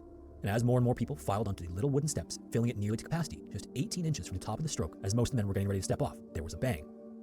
This was the sound of a bracket connecting the top beams to the rod that had been wearing down for 5 years since it was last replaced. In a single moment, it broke away and the 1,000-foot rod and all the men began to fall. Near the very top of the shaft, the men disappeared screaming as the only thing that they had to hold onto plummeted back into the mine shaft. As it did, it bent and buckled, breaking through the catch wings that were supposed to keep it in place. So after dropping the first 12 feet and slamming into the bottom of the mine shaft, the top 300 feet of the rod broke off and continued to fall on its own. Men farther down the engine began to realize something was happening and could hear what seemed like an avalanche of stone and wood coming down toward them. As the platform shook under their feet and started to slide, dozens of workers leapt onto the nearest ledge or the landings of different floors if they could. Others just held on for their life and found themselves sliding down level after level into the dark. As this happened, their candles were blown up by the sudden movement, and the shaft was filled with the crashing sounds of rock all around as the rod buckled and dug into the wall of the mine shaft, causing a partial cave-in. Then a moment later, the dust began to settle, and the rumble of stone and metal was replaced with silence for a moment. And then, with the growing cries of men trapped calling for help, many of them separated from one another and nearly all in total darkness. After the rod plummeted from the surface, the 300-foot piece that had broken off fell almost another 300 feet, shattering wooden beams and landings along the way before finally piercing the shaft wall and coming to a stop. Yeah, Vivi, not whatever you're talking about with like running out of oxygen. This is the one with a really fucked up elevator. I thought that it like broke through to the sea and started flooding though. I think I am sort of merging a couple mine videos, like mine catastrophes together in my head a little bit. I might be thinking of a couple different ones. There's definitely one that was like right before the ocean and just like collapsed and flooded. Was it salt mine? Maybe. Might have been that one. In doing so, it also completely blocked the tunnel by taking out so many of the supports. Then, down below, the rest of the rod had buckled but mostly remained in place, trapping the men on it deep underground. Back at the top of the mine, workers knew something had gone wrong, but not what or how bad it was. One of the few dozen workers who had just made it to the top when the break happened, a man named John Grenfell, volunteered to climb back down into the shaft and see what had happened. And almost immediately, he came across a group of dead and injured who were twisted between the wooden beams and rocks that completely sealed the tunnel. Horrifyingly, John's father was one of the site managers, and he was one of the missing somewhere down below. Following the disaster, the emergency call went out as fast as people could carry it. Few, if any, places in that part of England had telephones at the time, but as word spread, off-duty miners came in droves from nearby towns. And hundreds more from neighboring mines like the Geaver Mine and the Eastpool Mine would also come to help. Friends, family, reporters, and others all arrived with them on the first day and then later. Once the rescue was underway, trying to save as many as they could was grueling work. Because the shaft had been so badly damaged, every rescuer had to be winched down into it on a rope. There, they would tie ropes around each and every piece of debris, lifting it up and out of the way while trying not to destabilize the shaft or cause more to fall. All of the stone and wood that could weigh hundreds of pounds needed to be pulled up to clear the way to the survivors, and this would go on for days on end. And obviously, those trapped down below had their own challenges. After relighting their candles, if they still had them, over 100 men did their best to regroup. Many still had emergency ladders on their levels which hadn't been knocked out and were able to move around still, but there wasn't any chance of going up. Instead, they gathered everyone they could and helped the injured walk to the skip shaft and the water pumping shaft. Each of these was also equipped with emergency ladders and went the full distance to the surface. So 2 hours after the collapse, to the shock and relief of the rescuers, men from the bottom of the shafts began appearing out of the engine rooms and ore processing building. Then, incredibly, as exhausted as they were from a full day's work and then an unexpected climb, nearly all of them joined the rescue effort. Still, by then, over 50 of their friends and coworkers were missing somewhere down below. In the end, it would take 3 whole days of digging, winching, and crawling through partially collapsed tunnels to rescue all the survivors. But the process was slow, and on many occasions, they weren't able to reach those calling for help before they fell silent. Among the dead, sadly, was John's father. The Levant mine and its workers all came from small towns and villages. Everyone knew everyone there, and each death was a friend or family member. Over the course of 3 days of constant rescue effort, the death toll rose to 31. 14 were found near the top of the pile and about 150 feet deep. Most of the rest were between 160 and 320 feet, and the final 3 were found at 420 feet, 480 feet, and 660 feet deep. These 3 were all as a result of being struck by falling debris. Among these tragedies were also many survivors. A boy named William Lowry, who was only 14 years old, spent 15 hours trapped beneath the body of another miner near the top of the pile before being rescued. He was actually the first to be pulled out and had a snapped collarbone, 8 broken ribs, and needed 36 stitches to his face and head, but would later make a full recovery. Another man named Nicholas Thomas held on for a whole 50 hours, only to pass away from exhaustion after he was rescued, on the way up to the surface. Tragically, 5 of the men killed had survived the First World War to get there, and nearly everyone in the county knew someone who died. This was devastating for the local communities. In addition to those who passed away, 19 miners suffered serious injuries of some kind, and not all of them were physical. A miner named Ralph Ellis was a veteran of World War I, whose foster father was among those who was killed in the disaster. The next year, in 1920, Ralph was one of the first to arrive at another mine accident, which resulted in the deaths of 4 others. This was the final straw for Ralph, and afterward he suffered a break and was never the same. An investigation following the collapse found that the bracket at the top of the rod, which had broken, was improperly made. The metal had internal faults, and that led to the controversial decision to label the event an accident. This removed all liability from the owners, despite the fact that no other mine in all of Cornwall was still using a managed except the Levant. All of the rest had moved over to more modern, safer systems. I'm sorry, but that's not an accident. That's just negligence. This then left the families involved without any financial compensation, and many were forced to move out as they became unable to afford the rent of their houses. To try and offset things, a disaster fund was set up and people throughout the entire county contributed, hoping to raise £15,000. The mine's insurance company even paid out without the owners being found criminally responsible, and support and donations poured in from officials, news organizations, and local businesses. An anonymous author even wrote a poem about the disaster, sold for 2 pence each to contribute to the fund, but it could only stretch so far, and obviously couldn't bring anyone back. The mine itself continued for a few years until 1930, but it was a shadow of its former self. The price of tin in the post-war economy and then the 1930s depression made it impossible for the main engine to be replaced with a more modern system. In 1967, the mine's beam engine came into the care of the National Trust, which is a conservation agency, and was maintained as a historical piece. Other parts of the mine have been gradually rebuilt on the surface or brought back into working condition as historical pieces. The Levant mine remains open to the public to this day, but the underground portion is firmly sealed shut. If you made it this far, thanks so much for watching. If you have a story suggestion, feel free to submit it to the forum found in the description. And hopefully, I will see you in the next one. Yeah, pretty fucked up, huh? And there's a lot of these sorts of things. What I think I'm gonna do is, I think we're gonna take a very quick break, and then we're gonna get back to the game. So I will be right back. I can't see the game, and if I click in, I think it's gonna like skip a. Sure, this one. Hi, I'm gonna take a quick break for like a couple minutes, and during that time, I'm gonna play some ads just so they don't like disturb. Once we're actually back to the game, and also so new people coming in don't get blasted with ads immediately. But I'll only be a couple minutes. I won't be long, so I will see you in a couple minutes. Mwah. I don't have music for you. I should probably fix that. Hold on. There you go. Now it's ominous. Congratulations. I'll be right back.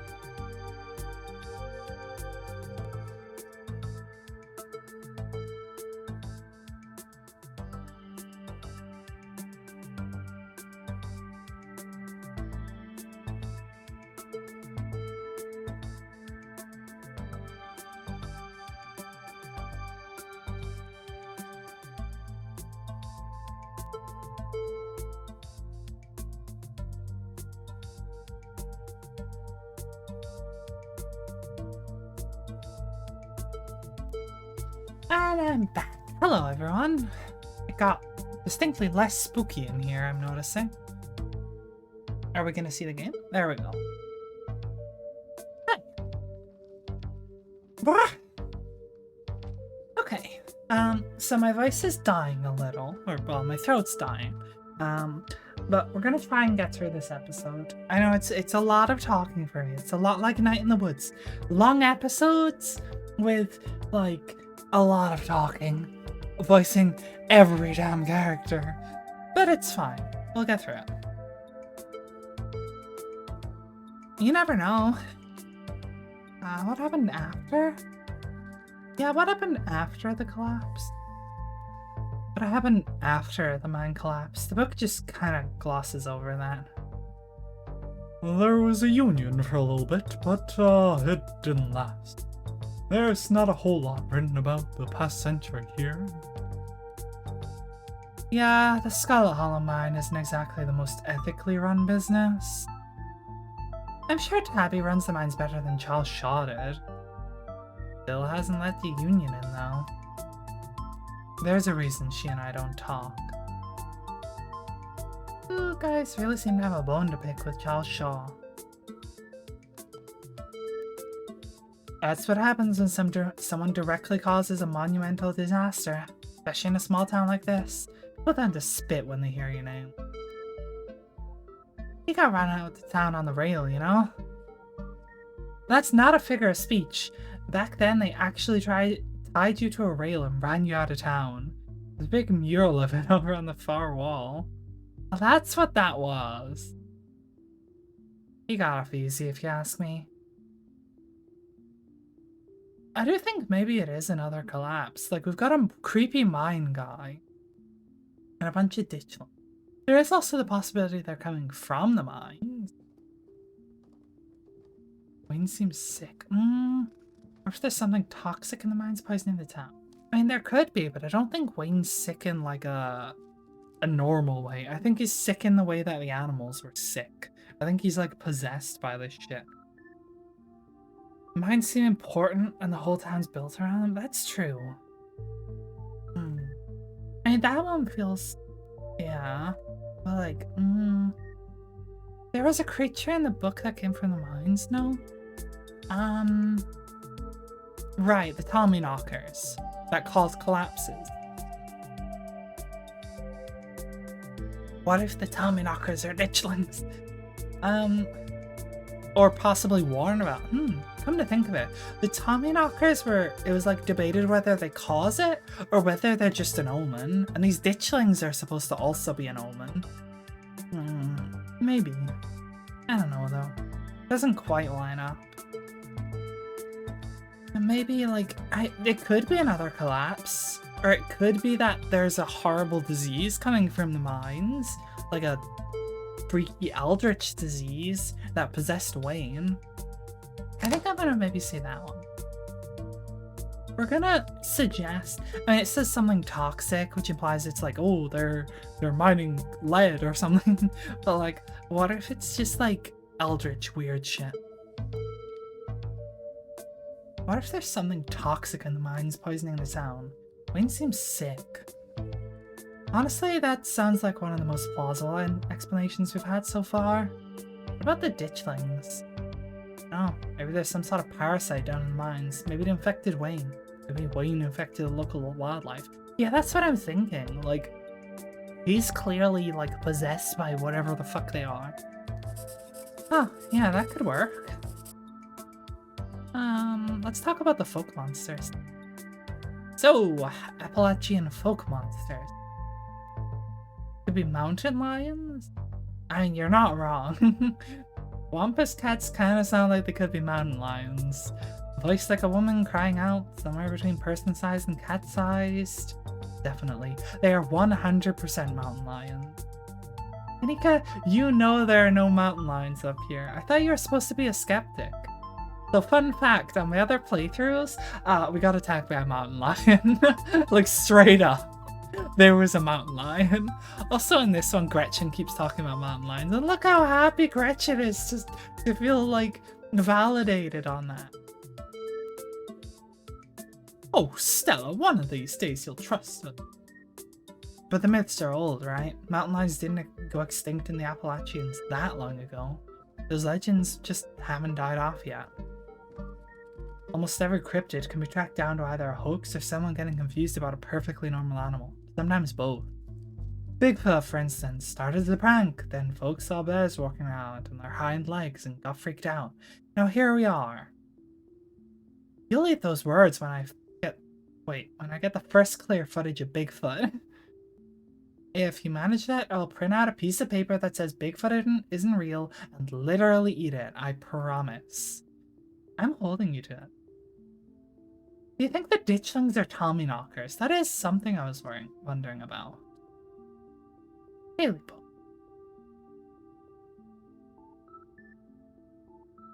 I think the ditchlings are Tommyknockers, what with the whole warning thing. Good thought, but Tommyknockers live in the mines, that's like their whole thing. I'm gonna write it down though. Tommyknockers are literally just the sounds that happen when a bunch of rocks and wood are about to collapse. Yeah, I'm with Kanika on that. Like, it's kind of obvious. Like, the whole place is about to collapse. Could it be stress and pressure on rocks and wood causing a weird cracking and knocking sound? Gee, I fucking wonder. Are they? Or are they the sound of mysterious creatures pounding on the rocks and support beams with hammers to cause a collapse?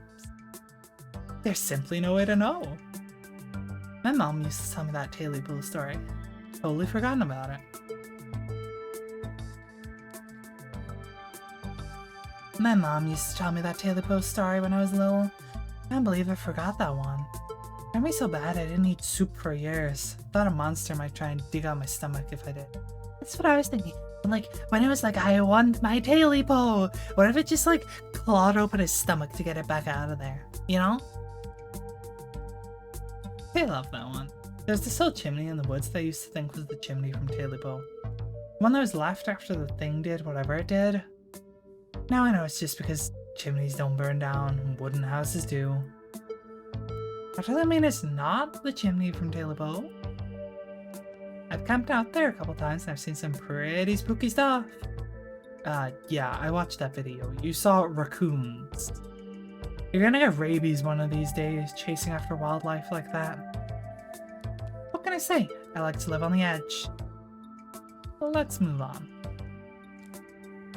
Silas Scarlet. He's kinda weird. Rich guy in the south, should have known it wouldn't be pretty. Product of a different time, blah blah. Self-blame man, he seems like a great dude, no. Yeah. Yeesh, I figured old money from the south would be great, but he, sure did some things to get where he was, huh? That book is a perfect example of why you should use multiple sources for your research instead of trusting the first thing you read on the subject. Yep, dude was a monster. Man's made a lot of money during the Civil War too, and you can probably guess which side a North Carolinian business owner would be working for. Sorry you're related to him. I was stuck in the past and built on atrocities. It's practically collapsing itself, no offense.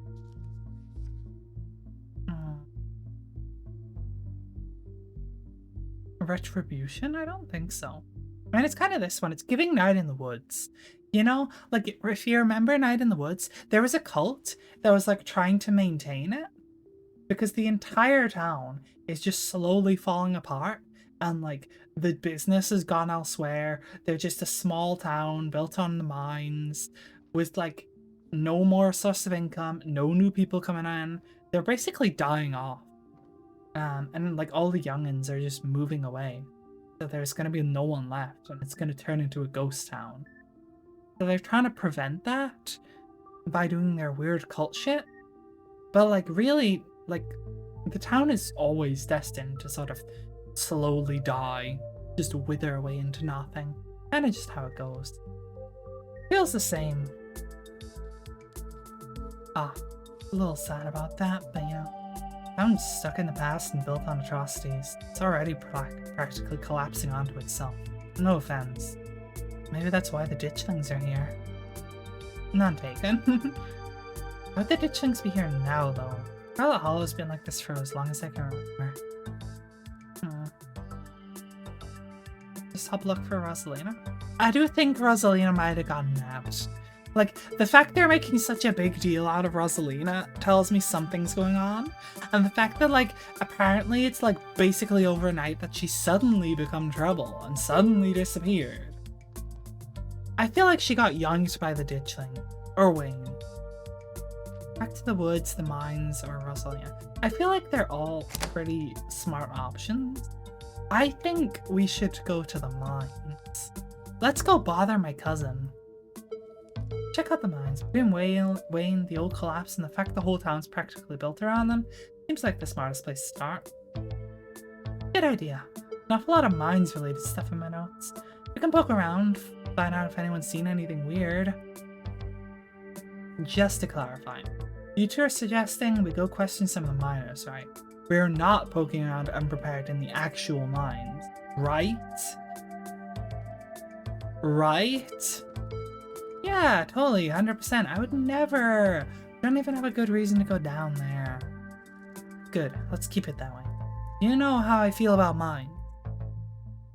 I promise, Neeks. Aw, Neeks, that's cute. It's like Nico.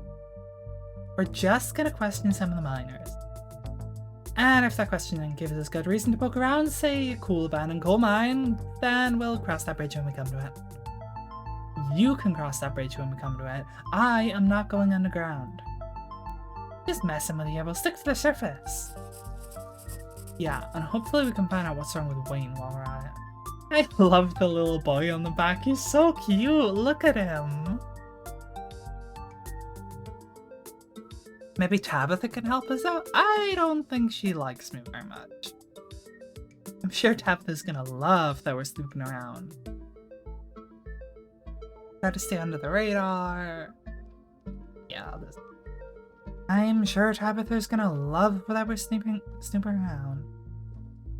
We'll just have to make sure we don't get caught. We'll be super sneaky. I can even keep a lookout.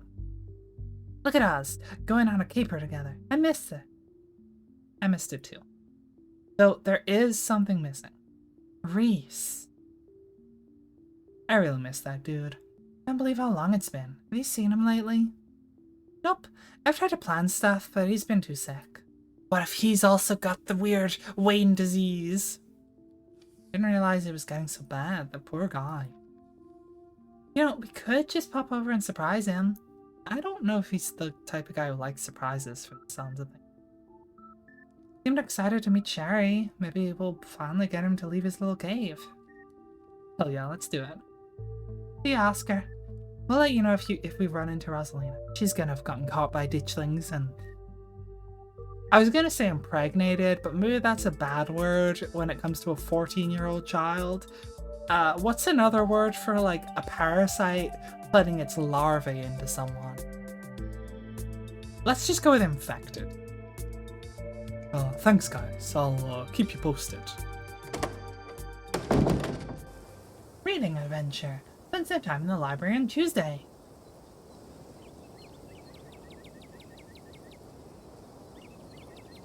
Reese's home stands at the edge of the forest wall, an isolated buffer cushioning the rest of the town from unending wilderness.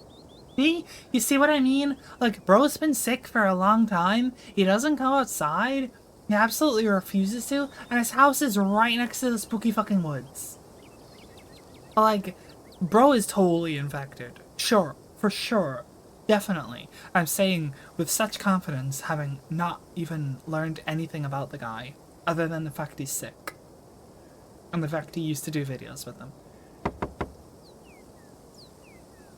Reese, it's Stella. I brought some buddies too. Shh, not so loud. He's still sleeping. Can I help you with something? Nice shirt. The woman in the doorway stares directly into your eyes. You can practically feel her simmering irritation washing over you. Hi, Dr. Kelly. We're wondering if it'd be okay if Reese could come hang out. Nothing strenuous, we promise.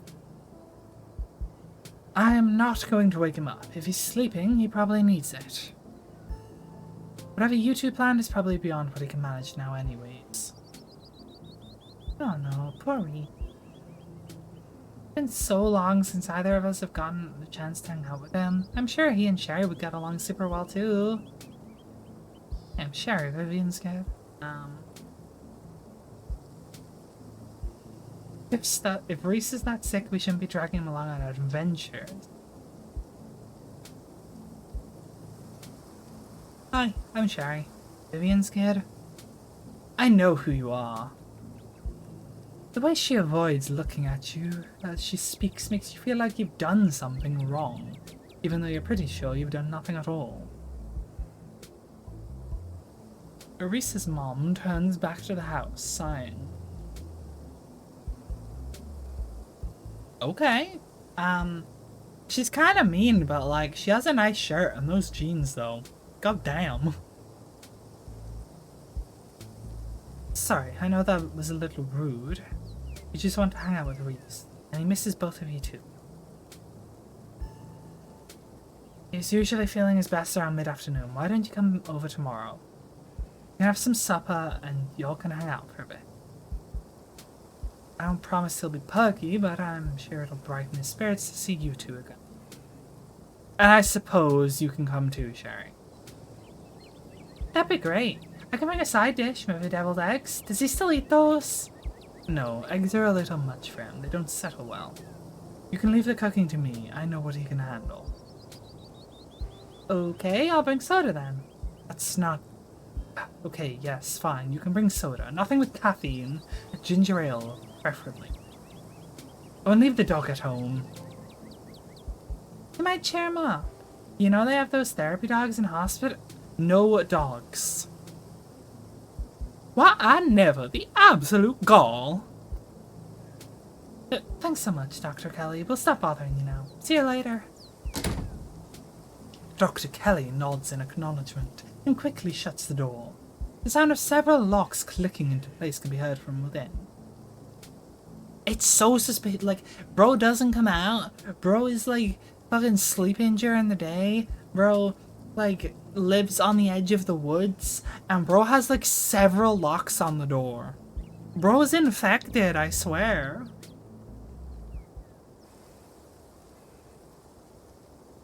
That woman makes me so nervous. She used to be so nice when we were kids. Bro living on the edge of tomorrow, huh?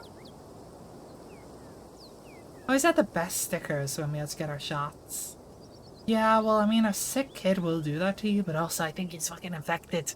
And she knows. She's hiding it. Maybe she's just stressed about Reese. Or maybe she's just nice to kids. Either way, I guess it's just the three of us. You gonna drive? Yeah, sorry, I don't like the thought of going up there without the van. Cool, I'll take my shortcut then. It shouldn't be long for me to get there. Stella's gonna walk. Right, she doesn't like cars, despite there being a car on her. You're welcome to tag along, Sherry. Hell to the yes. Don't worry, I won't be offended if you'd rather ride with me. Yeah, you're probably sick of the woods. Either way works for me. You are not fucking walking. You are not walking through the woods on your own. This feels a little, aggressive. To be all like, alright, what the fuck's your deal with it? Because, like, spoilers, maybe?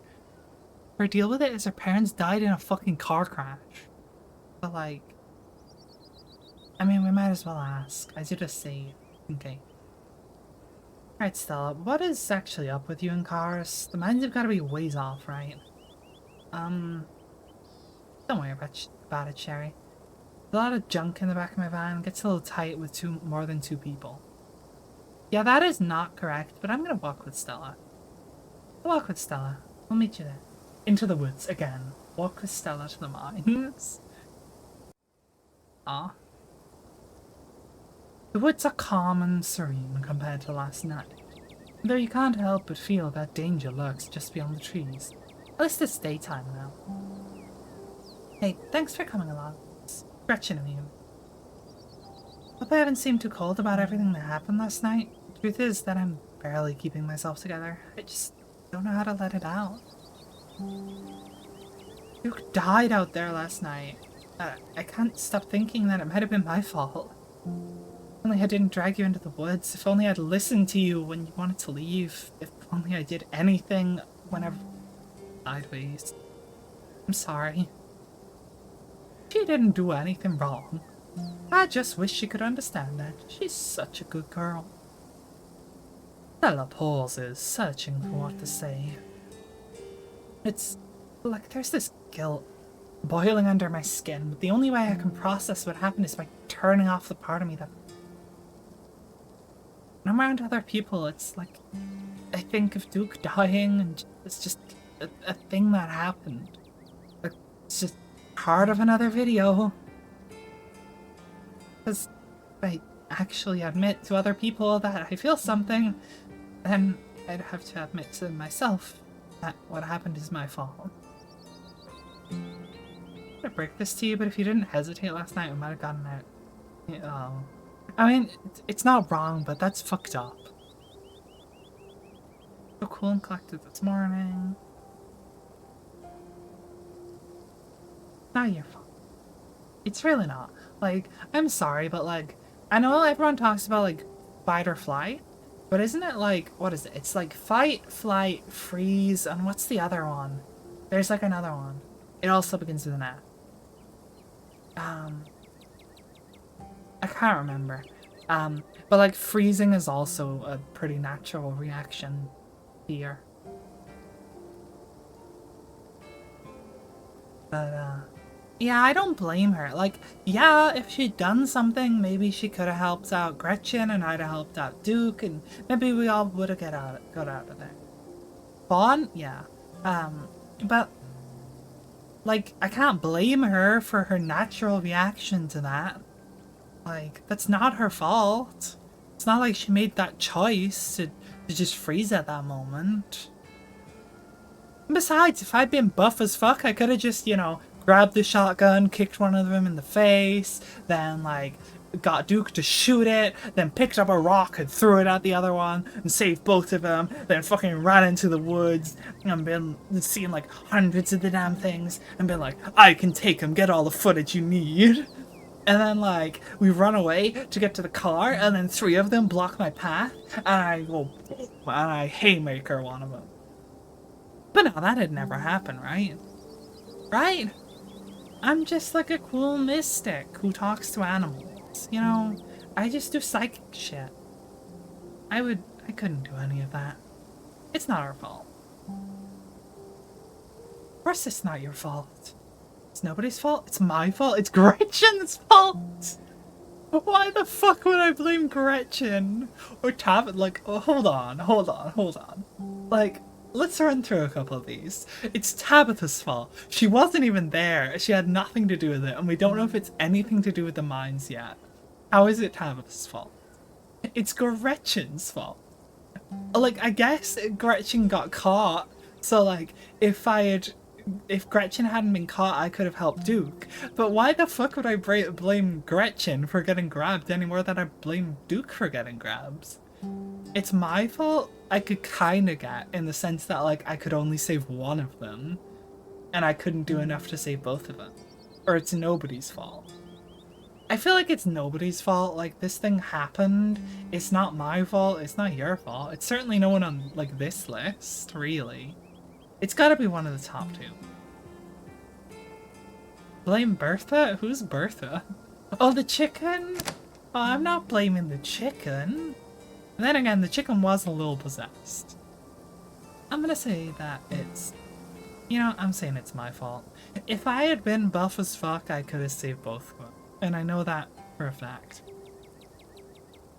But I was born as a mystic who could talk to animals instead.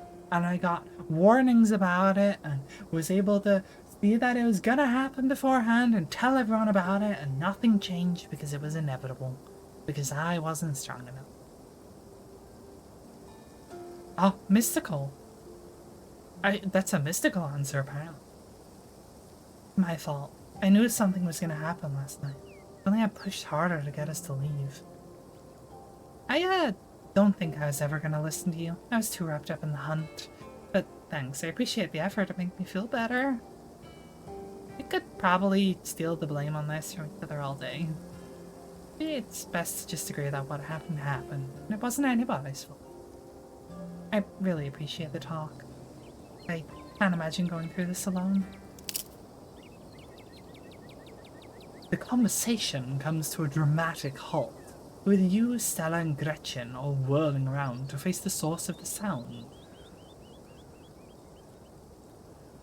I had a thought just now. What if they... And this is gonna sound weird. What if they impregnated Duke's corpse? Just hypothetically. What if? I mean, his head got blown off, but like, I don't know if the animals were even alive properly. They had weird tumors. What if, you know, they got his body? What? What if the ditchling just infected? But it's more than infected. They put a baby in them. They put a baby in them, though. And then the baby hatches. Impregnate. Yeah, that's the suitable word there, you know? What if, his corpse got infected by a ditchling after he accidentally shot himself, you know? What if? You know, I'm just saying, like, it's possible. Parasitized.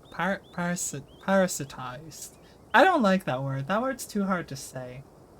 You know, that word's tricky. More like impregnated. Exactly. See, Ravel gets it.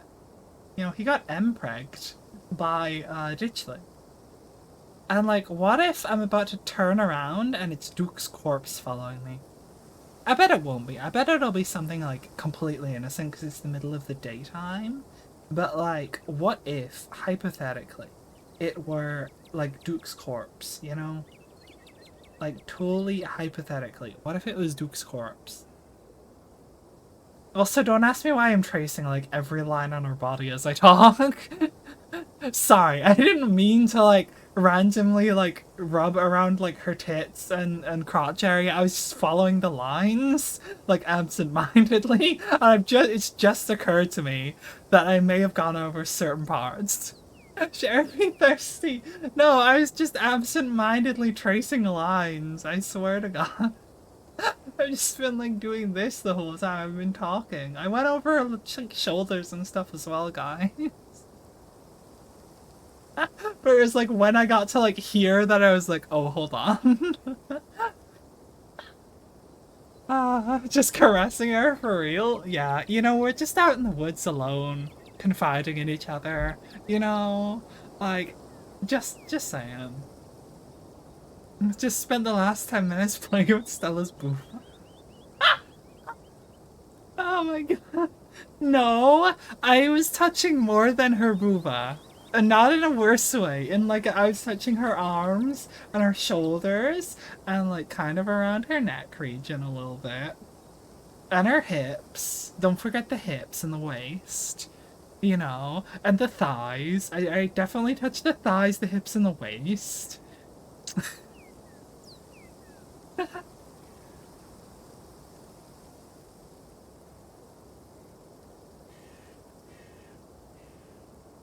God damn it, Vi. I went to take a sip of my drink and then I read that.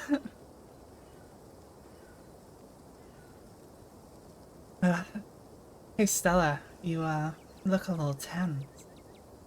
Maybe I can help with that. Did you know I give a killer massage?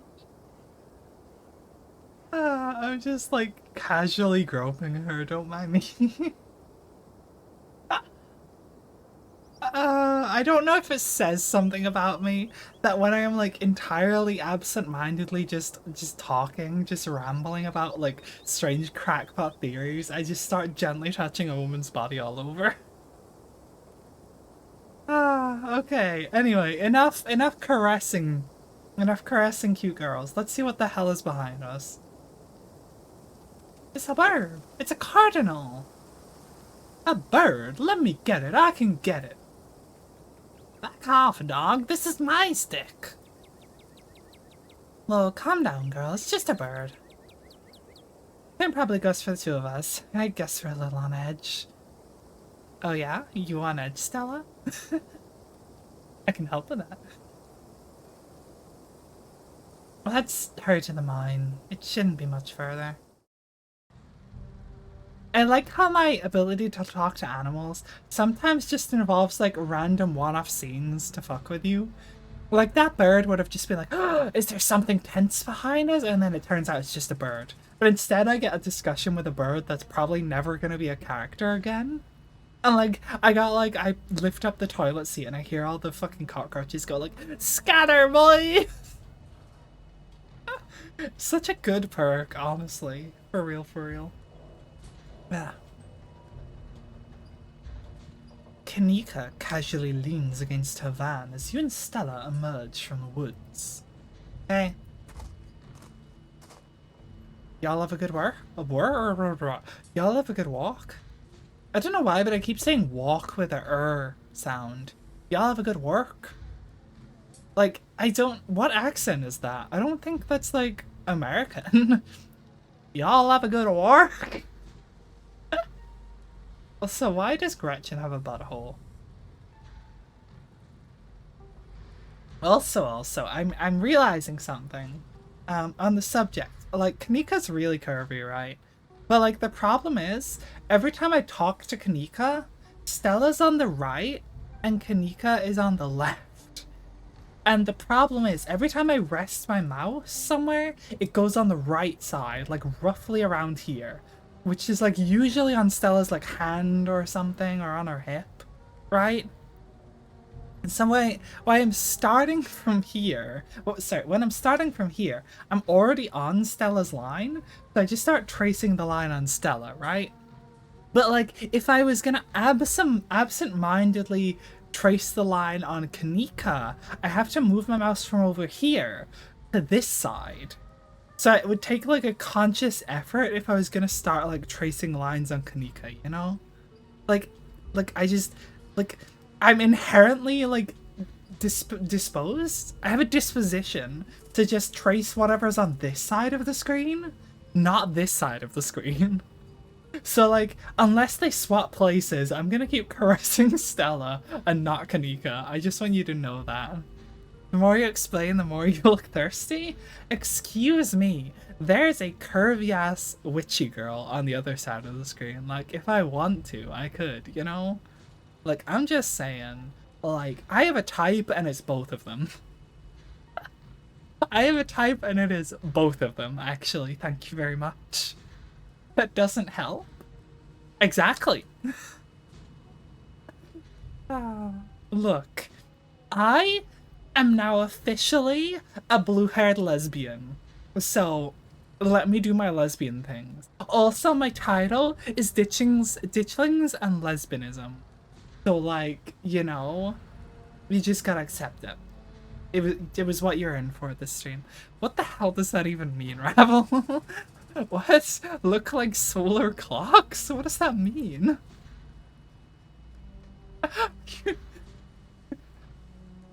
Wait. I think I know what you're talking about. You're talking about the, why can't I think of the name either? But the ones where it's just like, it casts a shadow on a circle? Is that what you're on about? What are they called again? A sundial. Thank you, Vi. It's like, are you talking about a hat or like... Do they look like a sundial? I'm so confused. Explaining to the stream that you want to caress both is not making you look less thirsty? No, but it is an explanation for why I completely absent-mindedly do Stella and not Kanika. One is absent-minded. The other, I would have to do like entirely intentional. You know? I'm just saying. Like, it would have to be entirely intentional to do this, right? Like, I would never... I could tell the time by looking at Stella's face. What does that even mean? Are you saying she has a big nose? What are you saying? I had to drag a stone plinth around whenever I wanted to know the time. I don't think you dragged it around. I think they're just located in certain places, you know? She has a Roman nose? It's not really a Roman nose. I mean, it's a little bit, but not that much. Like, a Roman nose is like when it goes like out. You know? It's like rather than the bridge coming in, concave, it's like convex. You know? She's got a violent nose? We're getting a little excessive here. A nice way of saying she has a big nose. Are we sure it's not just the art style, guys? I don't think it's that big. I think it's pretty reasonable. I just think she looks like female Germa. Poke your eye out if you get too close. Counterpoint. I could smooch her without losing an eye.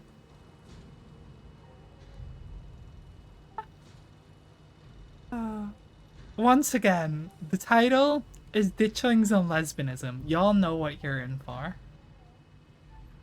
What the hell? You guys are so mean to Stella. What the hell is wrong with you all? Y'all have a good walk? Yeah, it was great. Not that you were missing out or anything. Didn't run into any of those creatures, did you? Speaking of creatures, what the hell is Gretchen doing?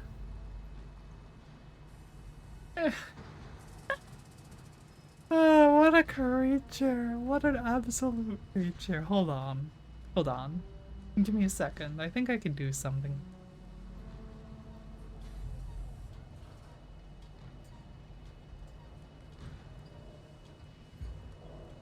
Look at that. Look at that creature right there. Oh my god, that is an absolute creature. And then there's a Stella and a Kanika and a creature. Hold on, I have an idea. Bear with me for a second. Why is my bleep motion? Okay. And then I do a little heckin' boop. And then I go in here. And I have a hand now. And oh, I can't reach far enough. Come here, Gretchen. Yeah, come here. Good, Gretchen. There you go. My mic's kind of in the way. Hold on, I can fix it. Nope. Okay. There you go, Gretchen. Good girl. There you go. Okay, that's all I wanted to do there. Boop. And... boop, boop. That did not work correctly. Boop, boop. And then boop. And then boop, boop, boop, boop. Back to normal. And then I unplug this. And let's actually play the game, shall we? Nope. That makes sense. They're probably nocturnal. I don't know if I should feel relieved or disappointed. But we're all here. What's the plan? I guess we just talk to people? Guess so. Should probably be on lookout duty. I'm a bit of a persona non grata in the mine. Tabitha? Yeah. I might have tried sneaking in to talk to her a time or two many. Or a time or two too many. Now it's not going to be the wait, what?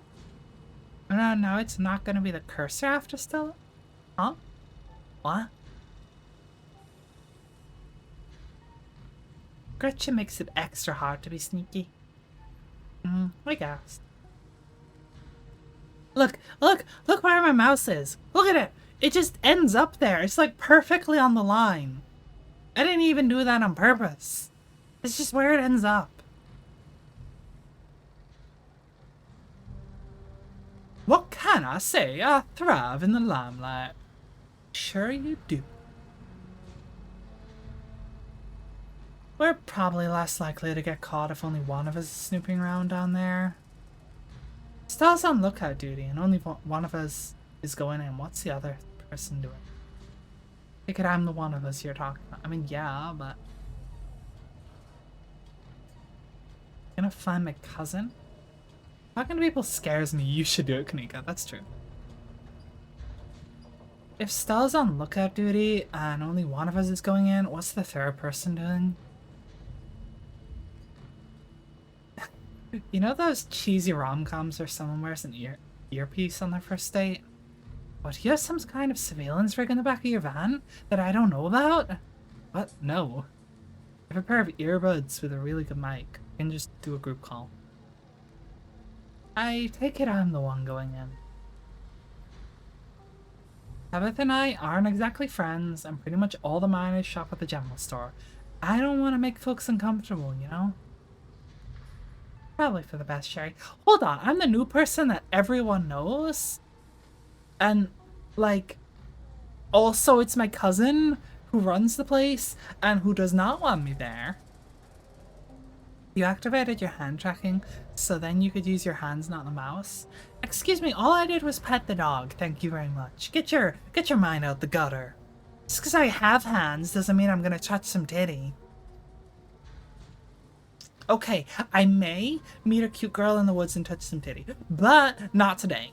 So, there. Unless Stella suddenly decides to let me... Actually, come to think... We were in the woods when I was touching the titty. Okay.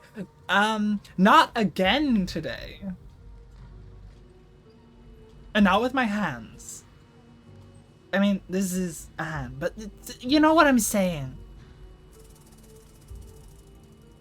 Go, Kanika, I've got this. Blah, blah. I'm gonna go find my cousin. Talking to people scares me. You should do it. Fine. You say nothing. Kanika hands you a pair of earbuds. We can feed you questions if you get stuck, and Stella can give you a heads up if Tabitha's headed on your way. Dang, I've missed doing this sort of stuff with you. You're so thorough. Ah, thanks. I do my best. I guess we should part ways and start the call, yeah? Stella and Kanika break off, leaving you alone at the entrance to the mine. Do you remember when, like, if you had phones too close to each other, it would just go like, ee, and just freak out? Or maybe I'm thinking of walkie-talkie. Either way, like, it used to be when you were doing, like, a call like that, you had to, like, not be near each other, because it would freak the hell out. Now you can just, like, call someone who's literally standing right in front of you if you want to. I don't know why you would, but you can. Your phone buzzes. Hey. Can you hear us? Try saying something. You're thinking of microphone feedback? No. I'm thinking of the weird signal thing that happened whenever, like, two devices that were communicating were brought close to each other. It was like signal interference. Can you hear us? Try saying something. When one mic picks up the other, it gives that howl and an echo. I don't think that was it. I don't think it was like the mic speak. Something. Won't people notice that I've got earbuds on? Nope, can't hear you, sorry. Yeah, won't people notice? Your PC does that a lot? What? What do you mean? Yeah, people these days have all kinds of things in their ears. It's called multitasking. You'll be fine. Nothing to do now but enter the worksite. Pick up the mic. Enter. You pass through the unlocked fence and enter the property of the Scarlet Hollow mine. Just saying, like, when I went to Bulby Mine, they had me watch, like, an informational, like, briefing about, like, safety equipment and things before I was even allowed to, like, pass reception. And then they were like, I would have had to get safety gear if I was going anywhere near any of the actual work sites or, like, down into the mines. But luckily, I was just going into, like, a room for an interview. But, like, I would have had to have, like, full PPE. So, you know.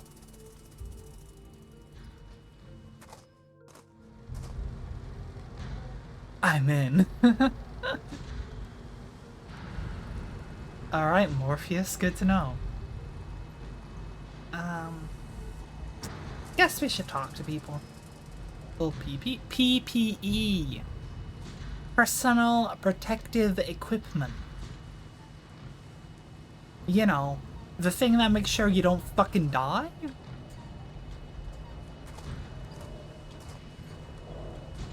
Sup? Oh, god damn it. You approach the nearest group of miners, a blonde woman, a broad-shouldered man, and an old-timer. Their uniforms identify them as Harrison, David, and Zax. Or Davis, with an S, because he felt like he had to be cooler than being David. Also, isn't Cat like an official brand? Won't they get sued for that? Got a reason to be bothering us? Hey, I'm Tabitha's cousin. Hey there, I'm Tabitha's cousin. Yeah, we know. Popped into the diner and just stared at everyone there. Townie you were with made sure we knew who you were. That's supposed to mean? Sorry. Wait, what's that supposed to mean? I was just introducing you, it's polite. How can we help? Know anything about a guy named Wayne? Oh, they all changed their expressions. Yeah, we knew him. That you cut up. Missed that dude. What the fuck does that mean? You accosted me last night. What happened to him?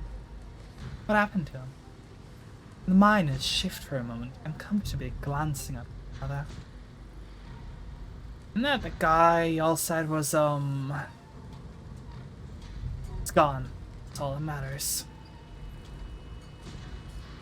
That's a little suspicious of you. What the hell happened? What happened to him? What do you think you are? Some sort of cop? Fine. You remain silent. Yeah, I don't like the smell of this one bit. I don't bait when I see it. Let's just get out of here. Shift's about to start anyway. Sorry. The fuck you mean bait? Bruh. Fine. Freaks. Approach another group of miners. You head over to the next group of miners. No one has their PPE on. Before you can reach the miners, you're struck with an intense feeling. You recognize the hollow terror as the same thing you felt last night when you set eyes on that awful man in the miner's jacket.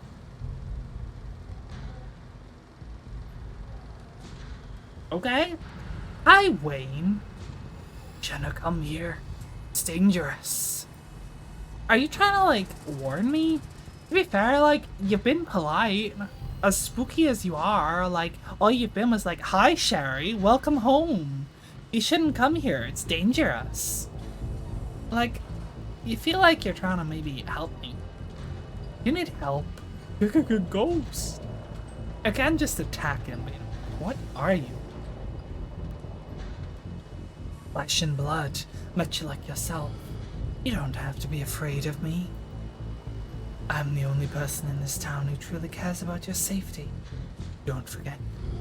Okay, creepy man, that's what I was thinking. But also I think Stella cares about my safety. Even if it's already too late to stop what's gonna happen. They're in quiet terror. What's gonna happen? Were you worried while I was in the woods?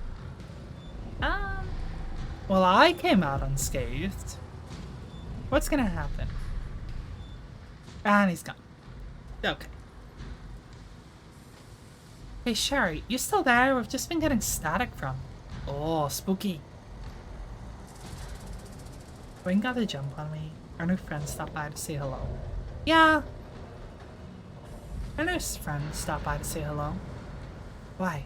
Thought I saw you talking to someone down there. Are you okay? Whatever he is, I don't think he's human. Alright, he said some real honest shit. I'm the only person in this town who truly cares about your safety, that sort of thing. I don't know if I can say both, so I'm gonna say whatever he is, I don't think he's human. I mean, he said he's flesh and blood, but he, like, makes static and he looks all weird. I hate to say it, but with how the call went to static, what if he's a ghost? Like, actually a ghost. Nah, he's flesh and blood, I just think he's weird and eldritch. I hate to say it, Stellar, I don't think anything would make you happier than Wayne being a ghost. Also, ghosts aren't real. You know, just because I want ghosts to be real doesn't mean I want this ghost harassing Sherry. Yeah, he said ominous shit to me. I'm the only person in this town who truly cares about your safety. That sort of thing. The hell's that supposed to mean? Yeah, I care about your safety. See, that's what I said, Stella. Also, that looks like eyes. Not gonna lie. I know it's like just the wood, but it looks like eye.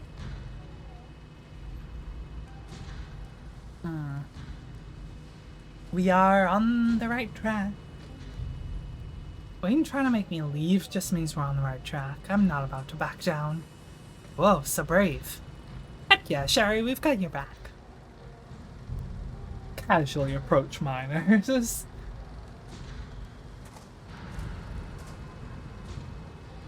Hey there, can we help you with something?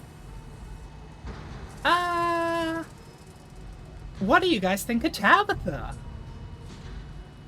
Three men visibly stiffen. Lovely woman. Always been a good boss, runs the place well. Feel like they're lying. I don't think they like her.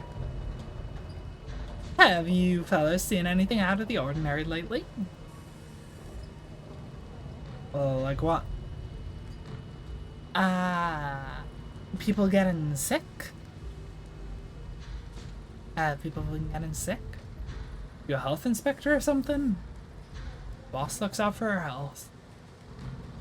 How about knocking in the mines? Knocking? Not that I've heard. Kind of shit down there with the machines and men working. Yeah, I guess there'd be a lot of knocking noises and digging and boom, boom, boom, and you know, just like lots of noises going on.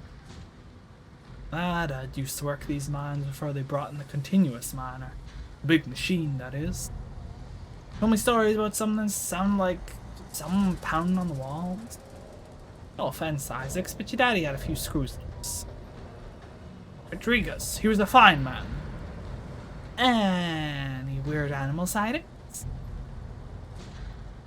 Don't tend to go on many hikes, not exactly the nature scene type. Full day of work, all I see is my bed, maybe a few beers in between. Oh, nice in the woods. I doubt you've been in the woods, but have you seen anything weird?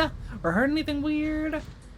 Heard something a few nights ago, like nothing I ever heard, some unearthly beast. I'm telling you, Isaac, you need to take a sick day. You need rest, man. I've already taken a sick day this year. Can't afford to take any more if I want to have Christmas off. You've taken one sick day, and you can't afford another without sacrificing Christmas? Like, first of all, you should get Christmas off regardless. Secondly, one sick day? Bitch, I got like 30. Well, actually, I got like 30 sick days, and then I got a big, like, warning thing, and then there's 30 more for, like, half pay. And also, I get 30 days of annual leave. So you don't have to take a sick day if you have annual leave, which I doubt you do, because you got one fucking sick day in an entire year. That's pretty fucked up. Tabitha. Oh, sorry, was that Kanika? Tabitha. Can't be that bad here, right? That's all on that front, thanks. Anything else? Do you know Wayne? Wayne? You mean Sam Wayne? What are you asking about him for? Wait, have you seen him? He's been following me. Real creepy, man. Or I saw him just now. Yeah, I saw him just now. He muttered some creepy stuff at me and disappeared. I know it. He's probably just got back to camp after whatever he went out to do. Hold on a tick. Creepy isn't exactly his MO. You know that, Isaacs. How do you know it was Sam Wayne? I don't recall seeing your face around here before. I mean, he has a fucking name badge? The folks in the general store have been calling him. Well, that implies that, like, I went down to the general store at some point after seeing him, even though I said I just saw him. Whatever. And he can say, you didn't have to name drop him, but sure. Good people, but I don't expect they'd know every mining fellow in town by sight, if you catch my drift. Smith, you're losing me. I'm just saying, it'd be awfully strange for Wayne to still be in town, wandering around, following some stranger and not checking in with any of his buddies. Sounds to me like someone got sick of work and having a little fun playing hooky. Following though? Okay, yeah, that does sound a little unlike him.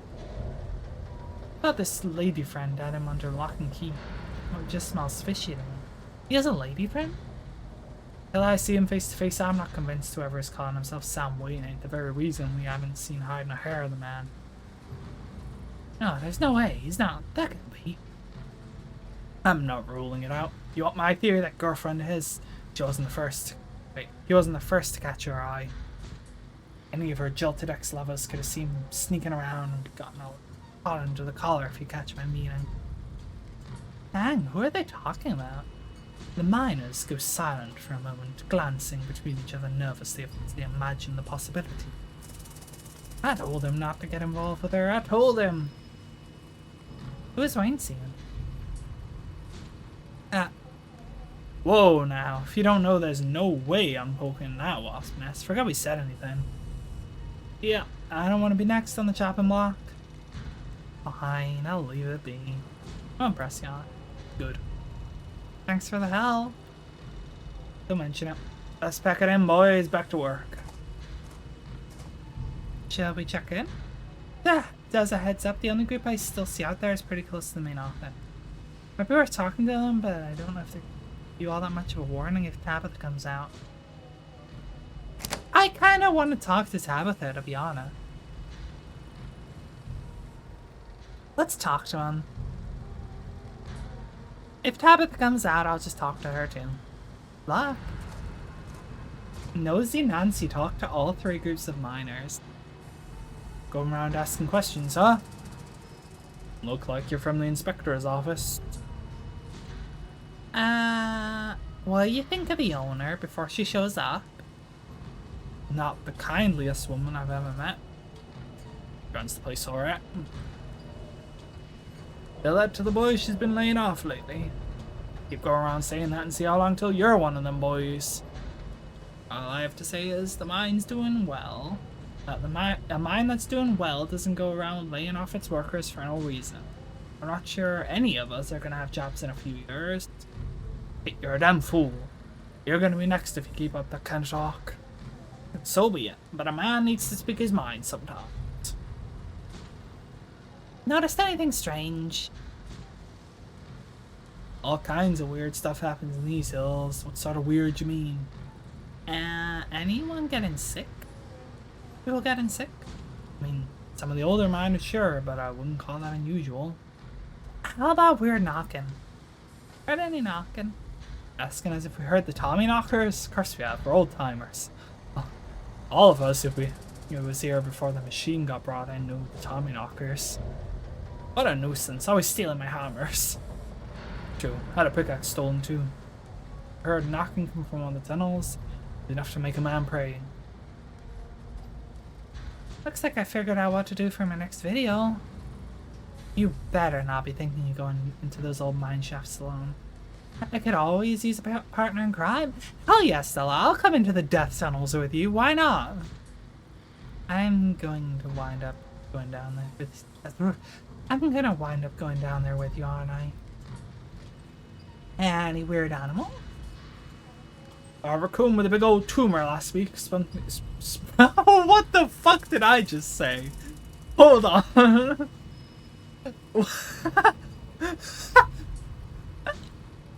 What the hell is wrong with me today? Yes, spunked me something awful. I'm gonna start that sentence over again. Give me a moment. Saw a raccoon with a big old tumor last week. Spooked me something awful. Ravel, I didn't say spanked, I said something even worse.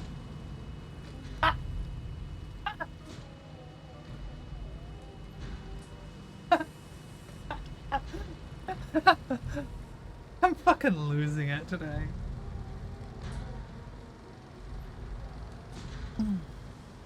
Okay. Alright, let's Let's try and read sentences correctly now. Didn't really catch it then? Just swap the A for a U. It's nature for you, not always pretty. We know about the tumors. It was birthing a ditchling. Leave this place, it's not safe. It wasn't a tumor, it was an egg. I'm gonna save again. I feel like that's not gonna work very well, but it wasn't a tumor, it was an egg. There are those things in the woods laying eggs in the animals. Something weird about a raccoon. I believe it. There are things out in them woods nobody's ever seen before. Still wild country, even if we're carted into pieces. I know I for one ain't going near them trees until some scientist folks come and sort out whatever's going on up there. Maybe I should cash in some sick days and go see my cousins in Asheville just to be on the safe side. Okay, they strangely believe me. Any noises coming from the woods? All the time, howling, screaming, all sorts of fiendish caterwauling. Probably just screech owls or bobcats, you old coot. Might be, might not be. But I heard something the other night that set the fear of God and shimmering down my spine, I tell you. Probably a ditchling. Friend is right. It's probably a bobcat or a mountain lion. I saw one made that noise. Sure. I saw the creatures that made that noise. Pale, hairless, horribly misshapen with little twisted up faces. The two men stare at you, a look of disquiet in their eyes. I ain't never heard of anything like that up there. It almost sounds like a ditchling. My grandma used to tell me stories about him when I was a little kid. Guess it's not just my mom. That's all on that front. Sure. What can you tell me about Sam Wayne? Oh ho ho, he got himself into trouble, did he? Ah, seen him around. What's that young buck up to? What do you think he's been up? Doing a slasher movie in real life? Someone's going around wearing his bloody clothes?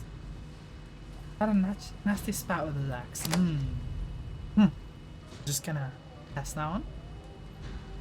Heard from some of the other folks in camp that he had a nasty spat with an axe and disappeared not long after. You mean the boss? What? That was unexpected. As far as I know, that never ended. Stella audibly gasps. Yep, I figured he just ran off to live in that big mansion with his belle. Thought of that strapping young man like him with that sour-faced broad always left such a bad taste in my mouth. Oh my god, gross. As if you wouldn't fall on your knees if a woman with means showed the slight bit of interest in you. Or any woman at all. Fair enough. But I suppose this begs the question, if she did run him off, or did some jealous son of a bitch oust him? Wait. I mean, it seems like it's Tabitha, right? Like, pretty obviously. They called her the boss. Like, Perlan no longer the boss. Let's see. Tabitha? Yep. Dang, I figured that's what they were getting at, but it's weird to hear it out loud. You good, Stella? Yeah, I just had no idea. That's all. Thanks for the help. My pleasure. Sherry, I think we got a problem. Hi, Tabitha. I was wondering when you'd show up. What the hell are you doing here? Crap, good luck. Sorry, Sherry. And that's our cue. Pardon us. Shouldn't be here. This place is dangerous. Why can't you just stay in the estate and stop sticking your nose where it doesn't belong? What's with that ridiculous thing in your ears? Are you trying to record my employees? I thought it was just like an earbud. Are you trying to record me? Tabitha snatches the earbuds out of your ears and throws them to the ground. Typical phone-addicted city dweller. Ugh.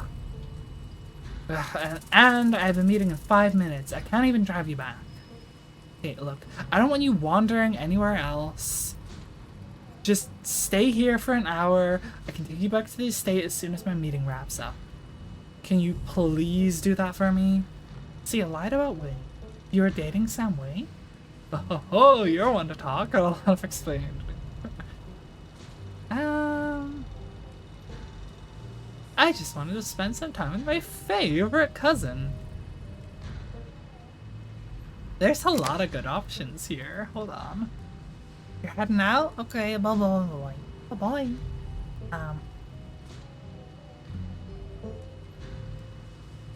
You want to talk? Got a lot of explaining to do.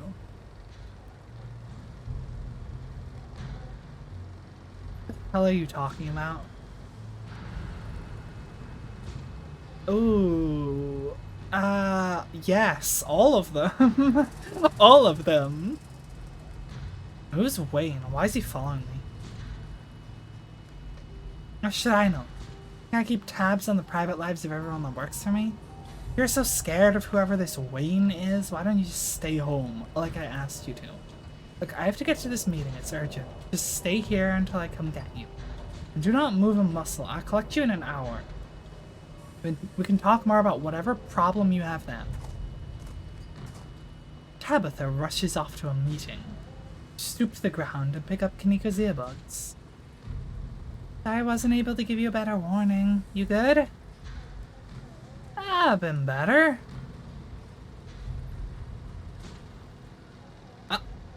Oh? You're interrupted by a sudden movement out of the corner of your eye. Girl carrying a bundle of snacks pops through a hole in the fence and disappears over the crest of the hill.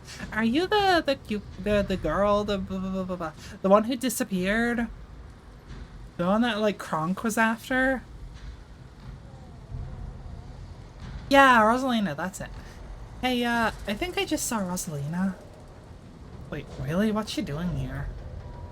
Clearly, she's doing a delinquency. Probably fine. I'm going after her. Good idea. I'll try and catch up with you. Well, that's creepy. A lot of footsteps, too. You rush over the hill and get your bearings. The sounds of active mining fading into the distance.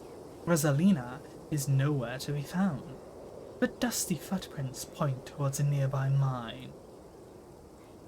There's a creature up there! Look at him! Is there more?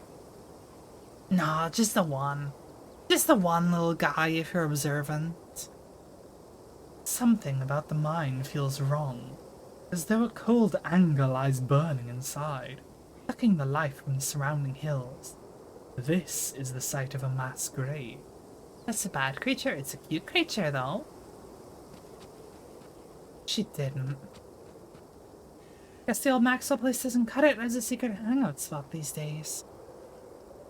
But the Shaw mine, that place was shut down like 100 years ago. After a collapse that killed over 100 people. Here I thought Stella was going to be the one to drag me into an abandoned coal mine. Remember all those bad feelings I got last night? This place feels straight up cursed. I mean, like Kanika said, a lot of people died down there. A lot of spooky history to this place. All we know, maybe all the death left some kind of mark down there? And creatures. What if the creatures are from people? They're also whispering in my ear currently. Like, I don't know if you can hear that. There's just very soft whispering.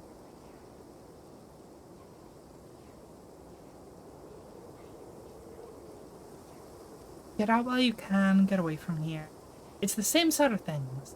They're telling me to leave. Which means I probably should, because last time I didn't leave, a guy got shot. Even if it means I have to go underground. Oh, you sure, Neeks? Sarah and I can handle this on our own. I would like the extra person, because we're gonna fucking die, but on the other hand, that's one more person I need to keep alive. Maybe you should stay behind. Yeah, I'm sure. As much as I hate confined spaces, I hate the thought of leaving other people getting trapped down there even more. Maybe we should have someone on the surface in case we do get trapped. Or not. Aw, poor Gretchen. Look at this boy.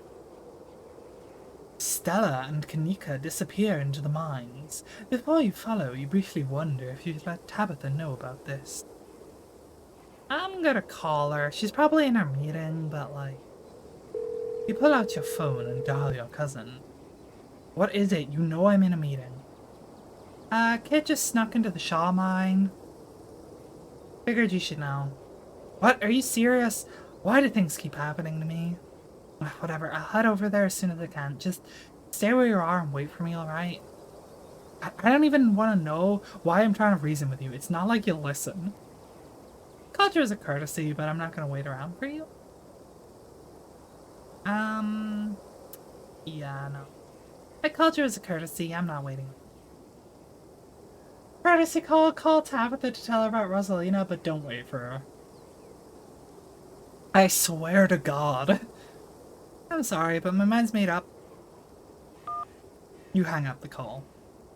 At least someone knows and will come to maybe rescue us. Let's go. Into the ditchling mine. You take a deep breath and follow your new friends into the mine. The inside of the mine is warmer than you'd expected. The air thick and wet. The ceiling hangs much lower than you are tall, forcing you and your companions to hunch over. Your legs bent in a painful squat as you begin to navigate its maze of corridors. Hey, you made it! Told you she would. For a second there, Kanika thought you were making a beeline for Tabby. I kinda did. I called her before coming in. You didn't. I was hoping we'd be able to get Rosalina out of here without anyone calling the cops on her, or else Tabitha better not try to have us arrested for trespassing. Oh, I wouldn't worry about her calling the cops. I've snuck into the mines dozens of times. She's never called cops on me. That's because you two have a weird thing. I'm pretty sure Tabitha actively hates me, and believe the feeling is extremely mutual. And believe me, the feeling is extremely mutual.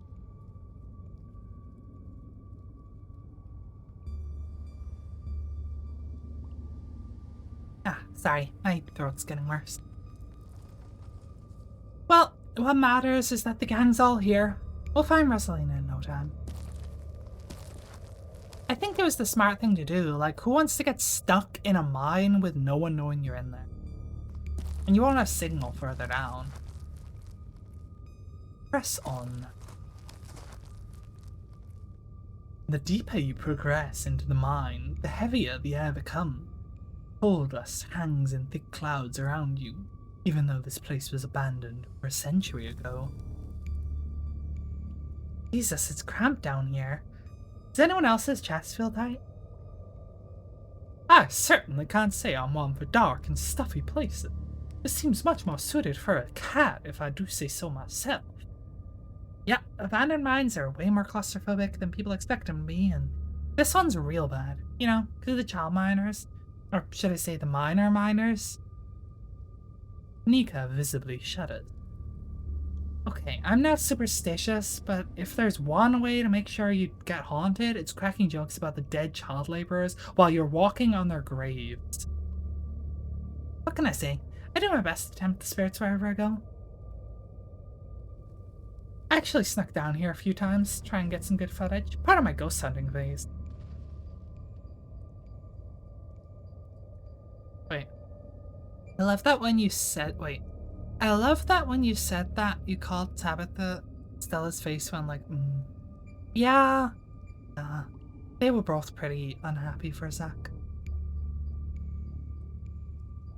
Jesus, Stella, the things you do for your viewers. Did you find anything?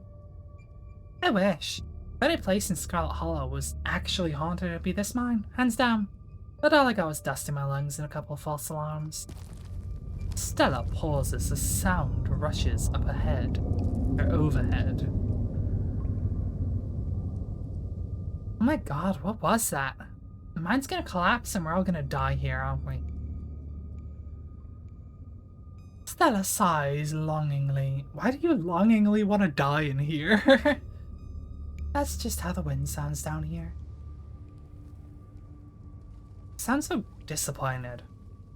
It just brings back memories of my last foray into the depths. Every time I thought I'd finally found a spooky ghost, there wound up being some very unghostly explanation. Well, I'm a psychic, so I expect to find ghosts. Like local wildlife, for instance. Friends! Hi! Oh my god, I love you! Aw, you're so cute. Stella turns her flashlight up towards an alcove overhead. Hey, what's the big idea? Yeah, we were sleeping over here. Get that light off, you nosy bastards. I'm so sorry for my companion. Stella means well, I assure you. Those guys got me real good when I was here alone. They're quite worried about me after my behavior last night, Sherry. Sorry, this is Gretchen off the thought. I'm sure you're quite worried about me after my behavior last night, Sherry, but let that interaction be assurance that my temper is most wholly under control. I wouldn't dare venture away from the safety of my Stella's arms in a horrible place like this. Oh my god, there are bats down here? I'm gonna get rabies, aren't I? I'm gonna get rabies and die in a mine collapse. You holding up okay, Neeks? Ah, sorry, I'm just a little on edge. Nika is stopped mid-sentence by a thunderous knock echoing from deeper in the mine. That's our sign to get the fuck out. Okay, what was that? That was death. Of that I am certain. That was a Tommyknocker. I have no idea what that was. Did that sound like knocking to you guys? Mystical. A hateful and broken presence stirs in the deep. Doesn't want you. That was a warning. We have to move fast before something terrible happens here. Well, you don't think it's the Tommyknockers, do you? Okay, no, Tommyknockers are not real. They're not allowed to be real. Are you trying to give me a panic attack? I'd love to spend some extra time poking around down here. Maybe it's got something to do with a mystery. The three of you are interrupted by a second, much less distinct sound of a can being popped open. Okay, now that wasn't Tommyknocker. Get from this way, follow me. These kids are in so much trouble. You and Kanika follow Stella further into the mine. Oh, you. I like your hoodie, and your trousers, your jeans, and your hair. It's all pretty cute. Oh, that fucker. He's supposed to be at work. Is that a high Bugs Bunny flipping people off? Hold up. Okay. Very cute. Very cool. I like that. Why? Why is that? Okay.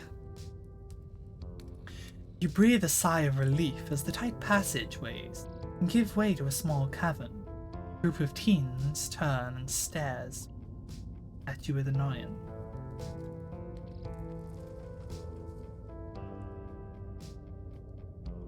Sorry. What the hell are you all doing in here? What the hell are you doing here, you creeps? You stalking us? You're creeps. I just said that, Alexis. If I wanted an echo, I'd yell into the Grand Canyon.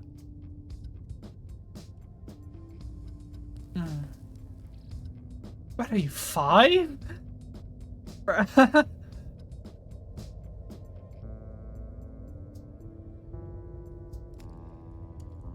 Yeah. I'm gonna do another save.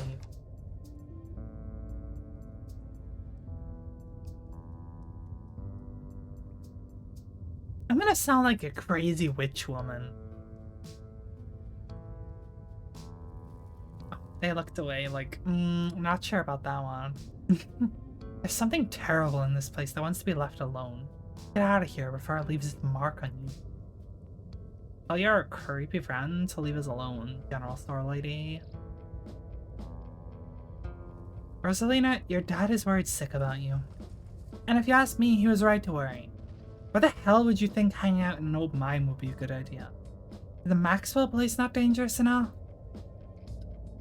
Because no one usually comes here. Duh.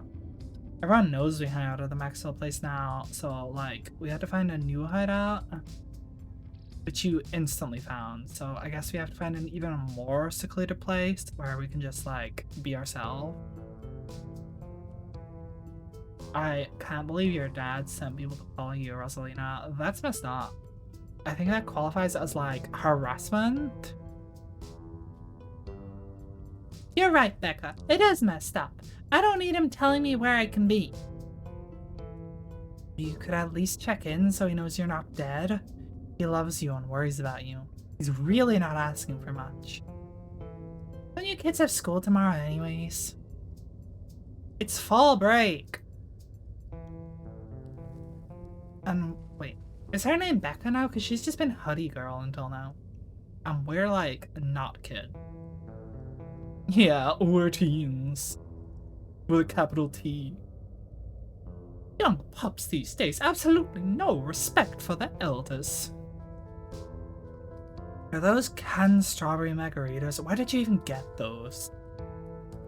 The teens avoid eye contact. Miles tries to melt into the cabin wall.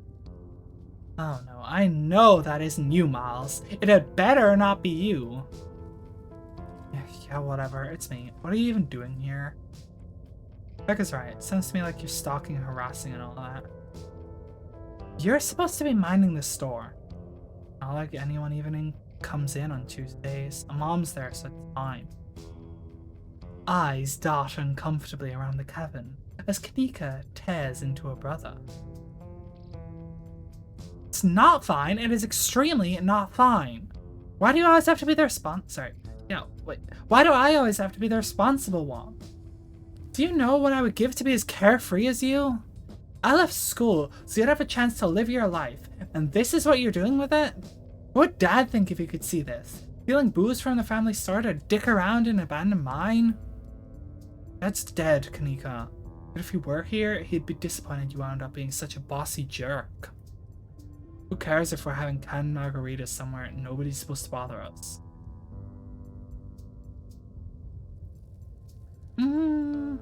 Yeah, maybe not the abandoned coal mine. Can you at least do your underage drinking somewhere a little safer? Yeah. Kinda real. Maybe the ditchlings are kind of inevitable? Damn.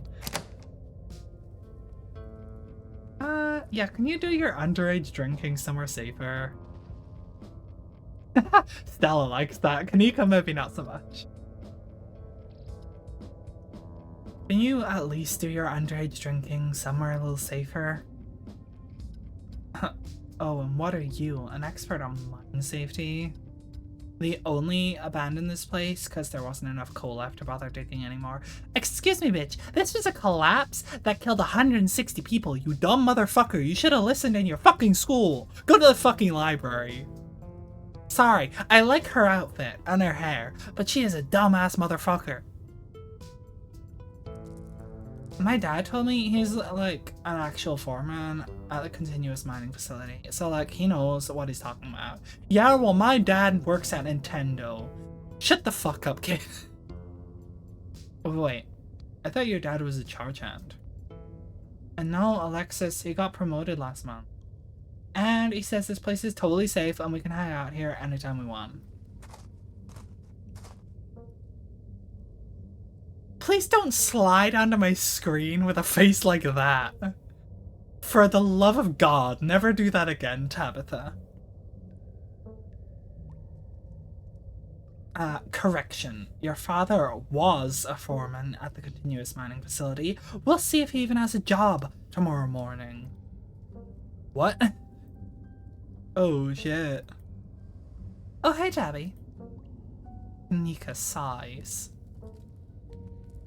It's probably for the best that she's here. Do none of you understand that a boarded up mine entrance, what a boarded up mine entrance is supposed to mean?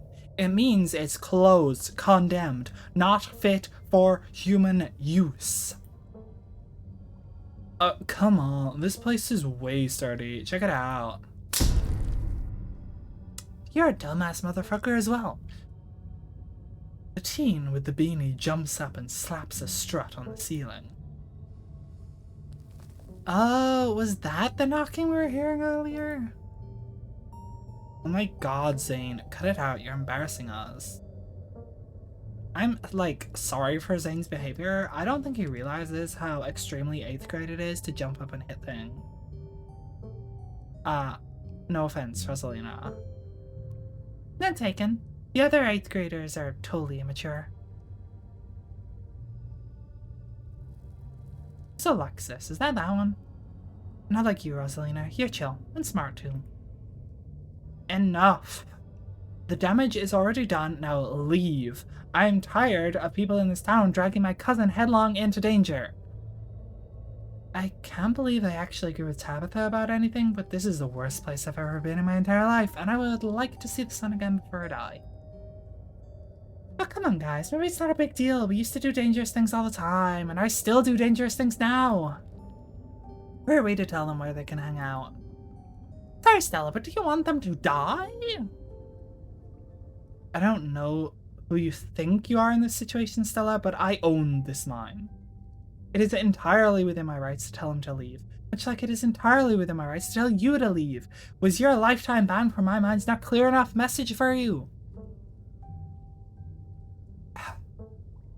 Hell yeah, Tabitha. Tear the sad 20-something to shreds. Hey, I'm defending you, and I'm not sad. Where'd you get that idea? Ma, Stella can't possibly be sad with me around. You're absolutely rude. These pups need to learn some manners.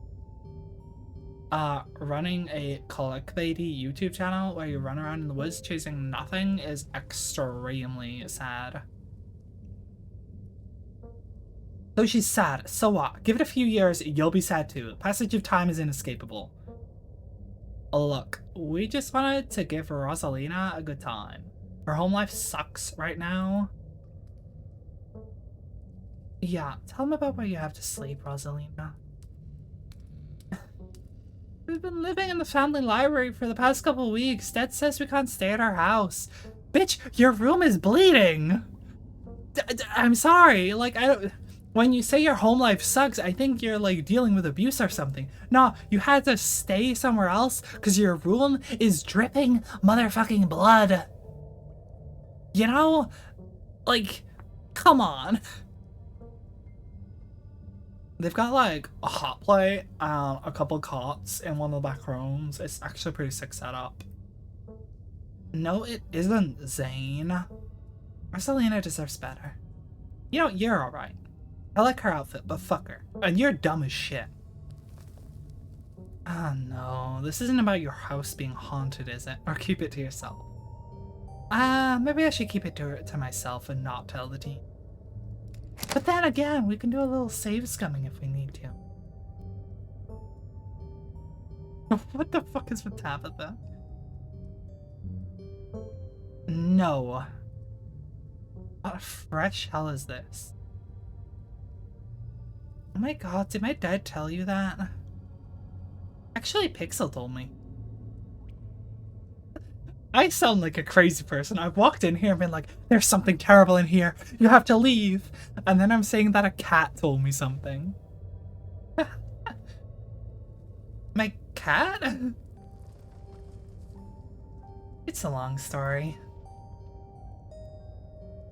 Wait, what? I, like, bet he couldn't afford it anymore. I was lying to you to face. Oh, what a coward. Becca, I don't think you can, like, say that about other people's families. Isn't that, like, bullying or something? Shut up, Zane.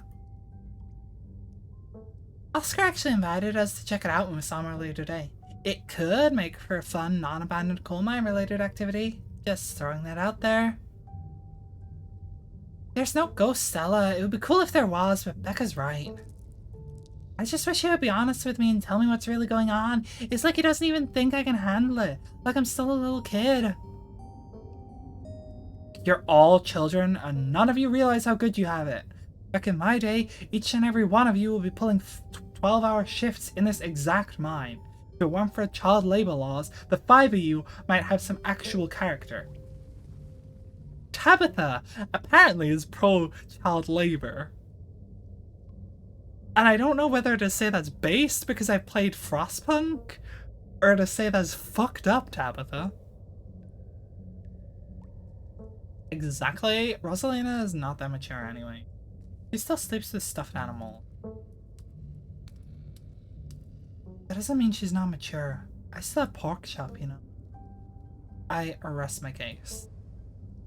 Oh wait, what did you say about child labor?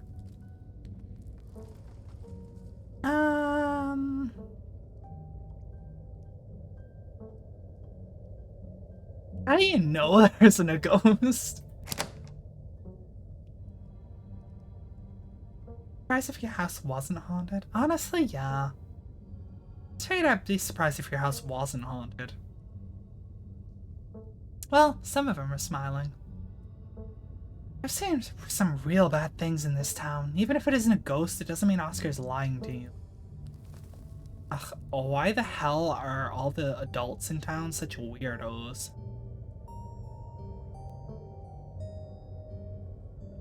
There is no ghost. There is no such thing as ghosts. Oscar is just lying. Are you drinking like... Oh yeah, it's a strawberry and margarita, isn't it? I kind of want to try it. It sounds nice. I like strawberry. Yo, what if we break in and ghostbust the place anyways, just to be sure? My god, Zane. You can't ghostbust if there's no ghost. Also, Miles. So Rosalina lives there. She can't break into her own house. There's no ghost that you know of. I bet we could figure out how to bust it if it's actually real. And if it wasn't, well, problem solved. I'm with Stella. You know, Rosalina, you could always stay over at my house till Stella ghosts busts your place. You have a finished basement with a pull-out couch. Why are we talking about this like it's a thing? It is not a thing. There is no ghost. I don't care, and I can't believe I've wasted this much time trying to argue with children. I'm washing my hands of this and calling the cops. Feel free to leave before they show up. You hear that, Miles? We're leaving. Just the rest of you kids leave this empty mine before someone gets black lung, or gets crushed by rocks, or meets any one of many terrible fates people tend to meet in abandoned mines. Kanika is interrupted by a pair of thunderous knocks. That, wasn't me, I swear. Then what was it? Come on, Stella. Didn't you just have a whole list of perfectly natural explanations for scary mine noises? It's the Tommyknockers for sure. I know this isn't why we came down here, but we gotta check it out. No, we don't, Stella. No, we don't. We found the children, we can get them the fuck out, and we can leave before it collapses. Because if it is Tommyknockers, that means it's gonna collapse again. And if it's not Tommyknockers, then my horrible feeling about some cold anger down here means we're gonna fucking die some other horrible way. Either way, we should leave. Stella! I know, but weird stuff's been happening around here for the past few days. What if this search ends to get, an actual solid lead? Stakes couldn't be higher. You have no sense of self-preservation? I want you out of here, Stella. Oh, come on, Tabby. You can come along, too. If you guys are going after something... wrong. If you guys are going after something spooky, count me in.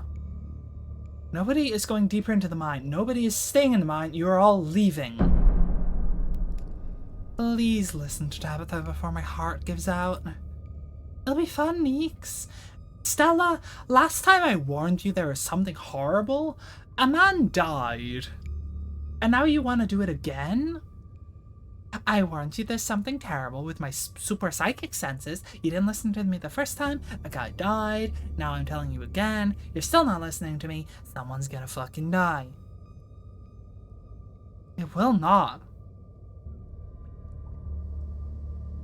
Wait a second. Where'd 3 of you run off to? Are you kidding me? Unbelievable. Wow, Kanika, maybe if you weren't still scared of the dark or whatever, you would have noticed him sneak off. I noticed him sneak off and I've been zoning out the whole time we've been here. Must have squeezed through that child-sized tunnel. Dang, I've always wondered where that goes. I've never been able to get these hips through there. Yeah? Yeah?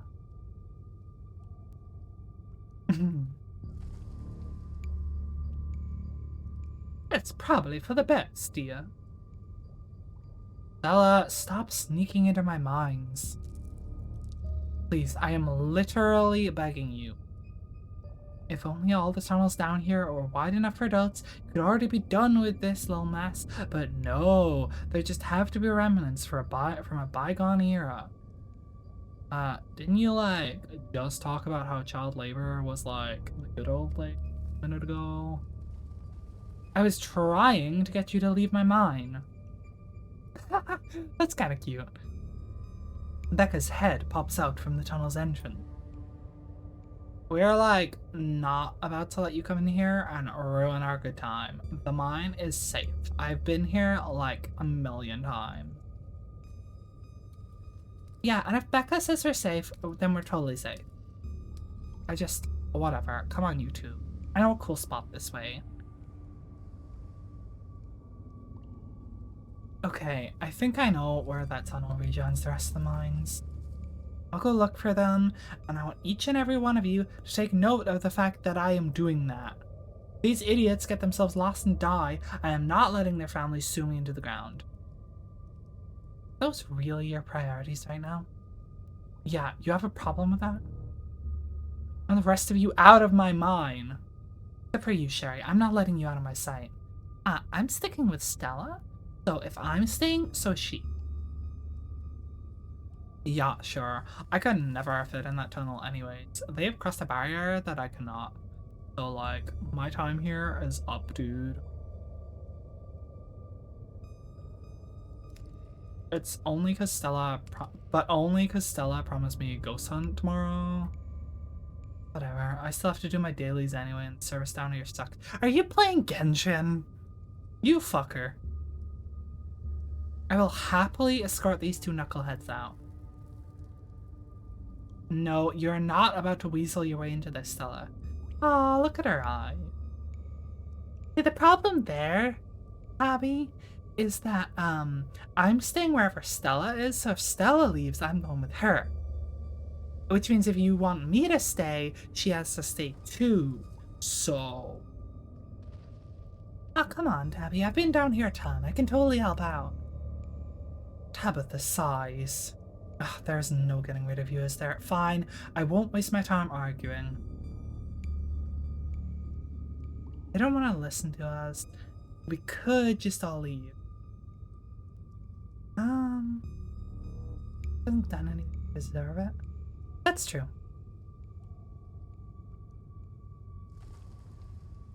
Tabitha, don't push Stella away like that. She hasn't done anything to deserve it. Aw, she's blushing. That's cute. Ugh, not you two. I said wait. I said she could tag along, didn't I? What's the big deal? Alright, Cher. Abby's just a bit of a curmudgeon.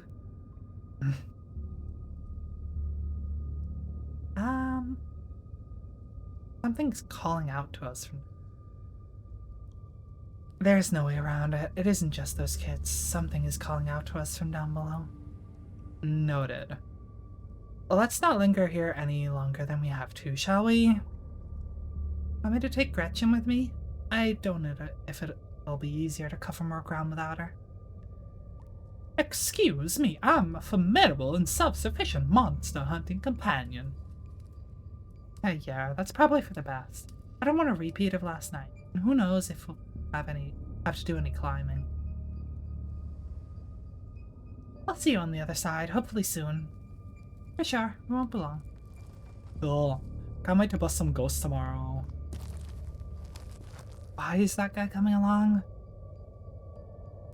Kanika, Miles, and Zane head towards the entrance of the mines, leaving you, Tabitha, and Stella to find the remaining team. Let's go, the trio! Can I take one of those? Alright, no dawdling. We should be able to catch up with him if we go this way. You and Stella exchange a glance as Tabitha ventures forward. Hey girl. A venture deep into the mine. As the three of you move deeper into the mine, you hear echoes of conversation bounce across the walls. Becca, why are we doing this again? I thought you... Tabitha was like really cool. Why are you trying to get her all mad? Is that a no bitches stare? Maybe for Tabitha? I have exactly one bitch currently. Unless you count Kanika, but I don't think me and Kanika are even close to being a thing. But me and Stella are doing great.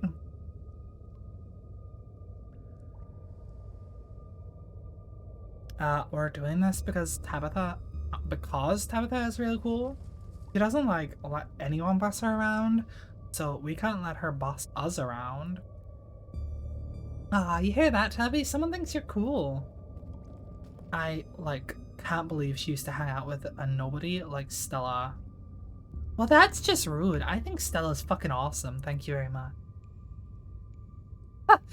You know what? That's the first, like, actual smile she's done. I'm taking a photo of that one. A screenshot. She's done her weird fucking freaky stare smile a few times, but that's the first actual one. Hey. I don't know. I think Stella's kind of cool. Her videos are really neat. Oh, come on. She doesn't even have a sponsor. What kind of YouTuber doesn't have a sponsor? Okay, Becca, you're a fucking idiot. You only like sellouts? What kind of fucking alt girl are you? That's disgusting. You like fucking judge people based on whether they sell out, and you think the ones that sell out are the cool ones? Bruh. Fucking bruh. So that is certainly a faith. Not yet. I'm in talks with Meat Rice TM. And I make plenty from ads and donations. Meat Rice? That's a big deal. How does it feel to have a teen girl think you're cool, Tabitha? I feel nothing about it. The opinions of... I feel nothing about it. The opinions of children don't interest me. I don't know, you kind of hesitated there.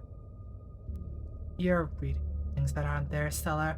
Just because your livelihood revolves around what people think of you doesn't mean I care what people think of me. Congratulations on your sponsor, though.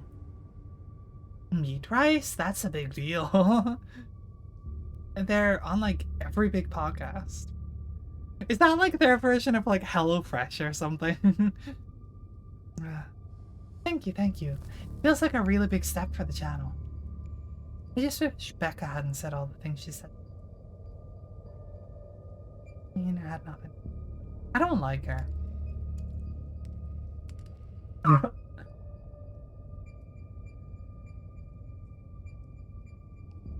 I went to say something and then Jesus.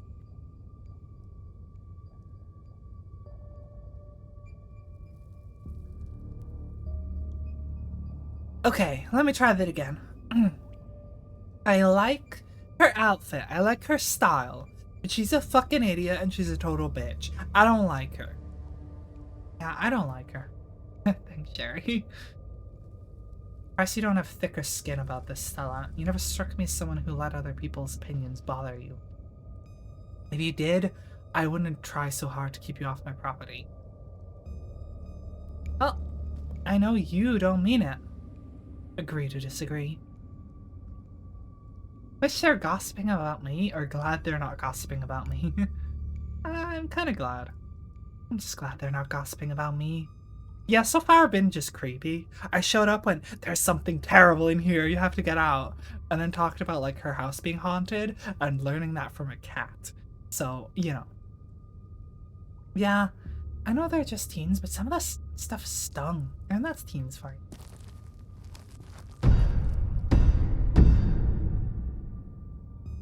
Another knock, closer, interrupts your thoughts, followed by another, followed by another.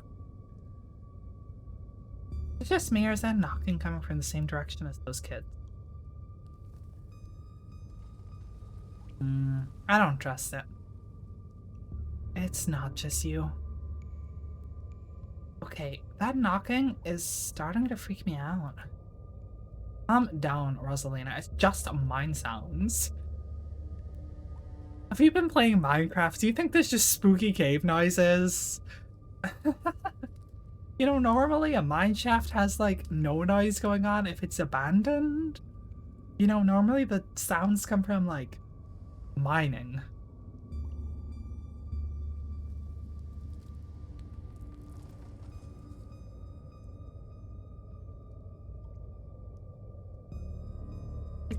You guys see that? No, it was just a shadow. There is no reason to get freaked out. I saw it. Shut up, there's nothing down there. Stop trying to scare me.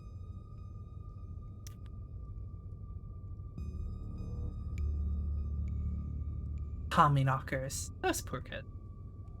Ah.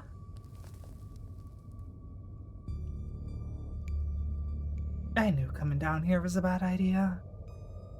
Those kids are gonna die, and then we're gonna die too. Nobody is gonna die unless you start panicking. Get a grip on yourself.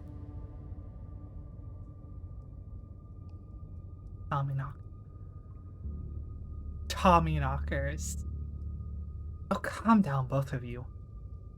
Said it yourself, Stella. As soon as they got deeper in the mine, their bravado in the face of authority would vanish in a puff of smoke.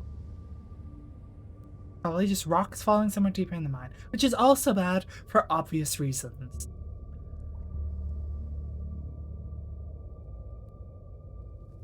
Are we sure the tunnel they went through is going to meet back up here? Yes, I'm familiar with all the old maps of this place. There should be a central chamber not too far from here where everything joins back up. Okay, I'm gonna keep going. You press on.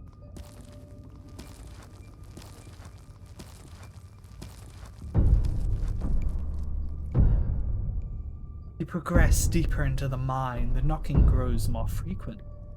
It's still distant, but it's much louder than before. If it is Tommy knockers, then the whole mine's gonna collapse. And if it's rocks falling, the whole mine's gonna collapse. And if it's neither of those, we're gonna die for some other reason. I don't like this. This is bad. This is where bad things happen.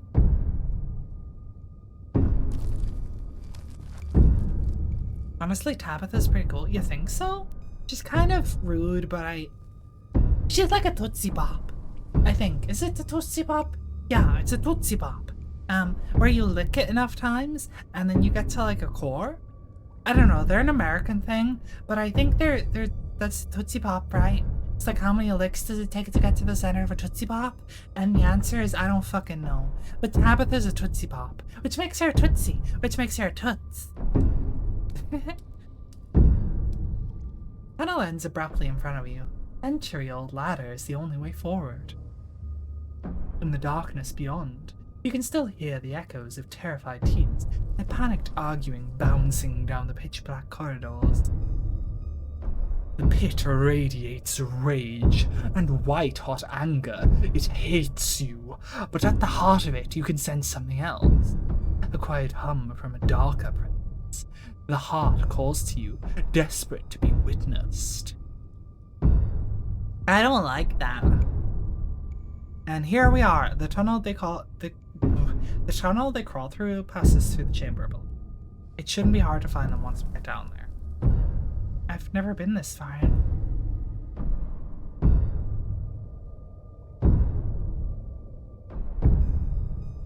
Congratulations, Stella. You got what you wanted.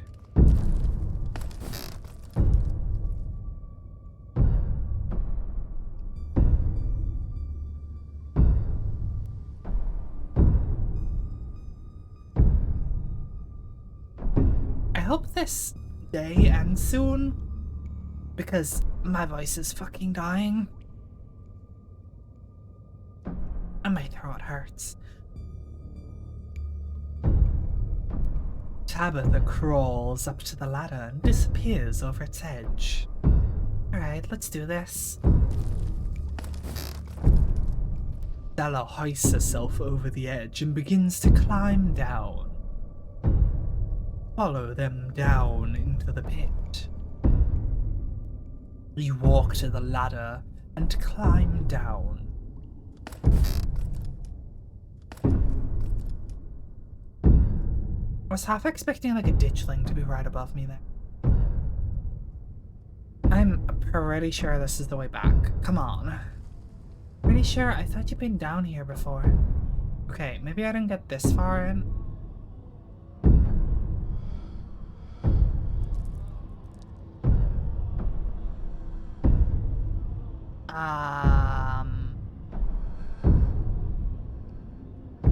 I'm not the only one who hears voices, right?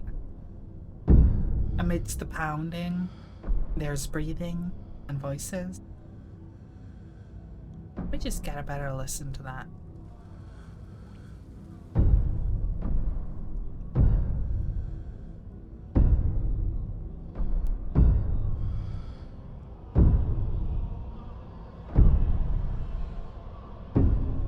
Okay, it's weird fucking chanting.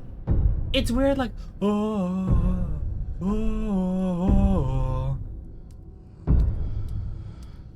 That's weird. Okay. Yeah. Let me just sort this out. I can't see the volume. There we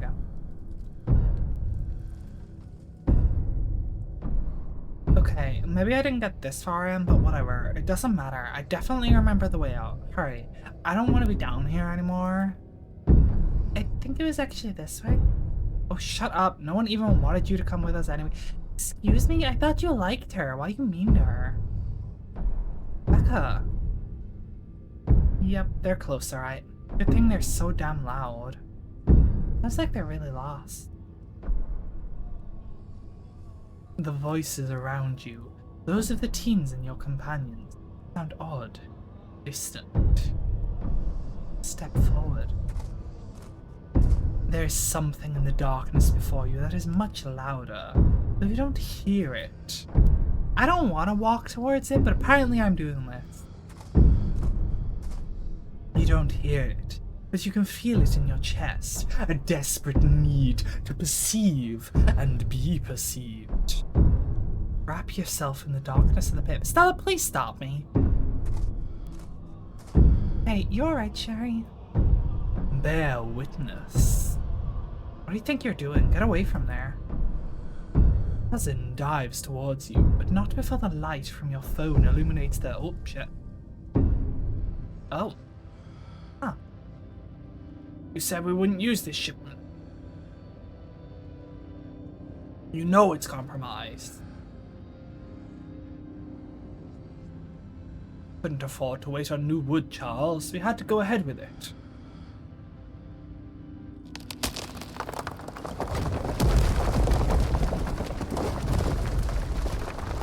Still sturdy enough, it'll get the job done. Sherry, are you alright? The hell is that? Hello? Are you the fucking tortured screams of the people in the mine with candles on your heads to see? By any chance? Thank God you're alive. You look like you had a seizure or something. And you and Tabby just conked out. Wait, Tabby conked out too? Maybe it's because we're both Scarlets, but I'm kind of mystical and shit. I'm fine. You can barely open your eyes, you're not fine. Neither if you move a muscle. I don't want you straining yourself, so I was still recovering from whatever that was. I'll get you both some help. I'll be back soon, I promise. Please don't leave me, Stella. You're the only person keeping me alive, and I'm apparently compelled to walk towards weird, creepy shit. Also, I'm surrounded by weird, freaky, burning souls with candles on their heads. Please don't leave. Don't die on me, alright? Oh, she had tears in her eyes. You fade back out of consciousness as your companion clambers out of the pit, intent on your rescue. You raise up onto your elbows, head still swimming from the visions. Your surroundings coming back into focus. Your head throbs as the knocking continues, now magnitudes more intense than ever. It's on their foreheads. I bet it's the candles. They used to light it. I bet it is. It's like the one we watched.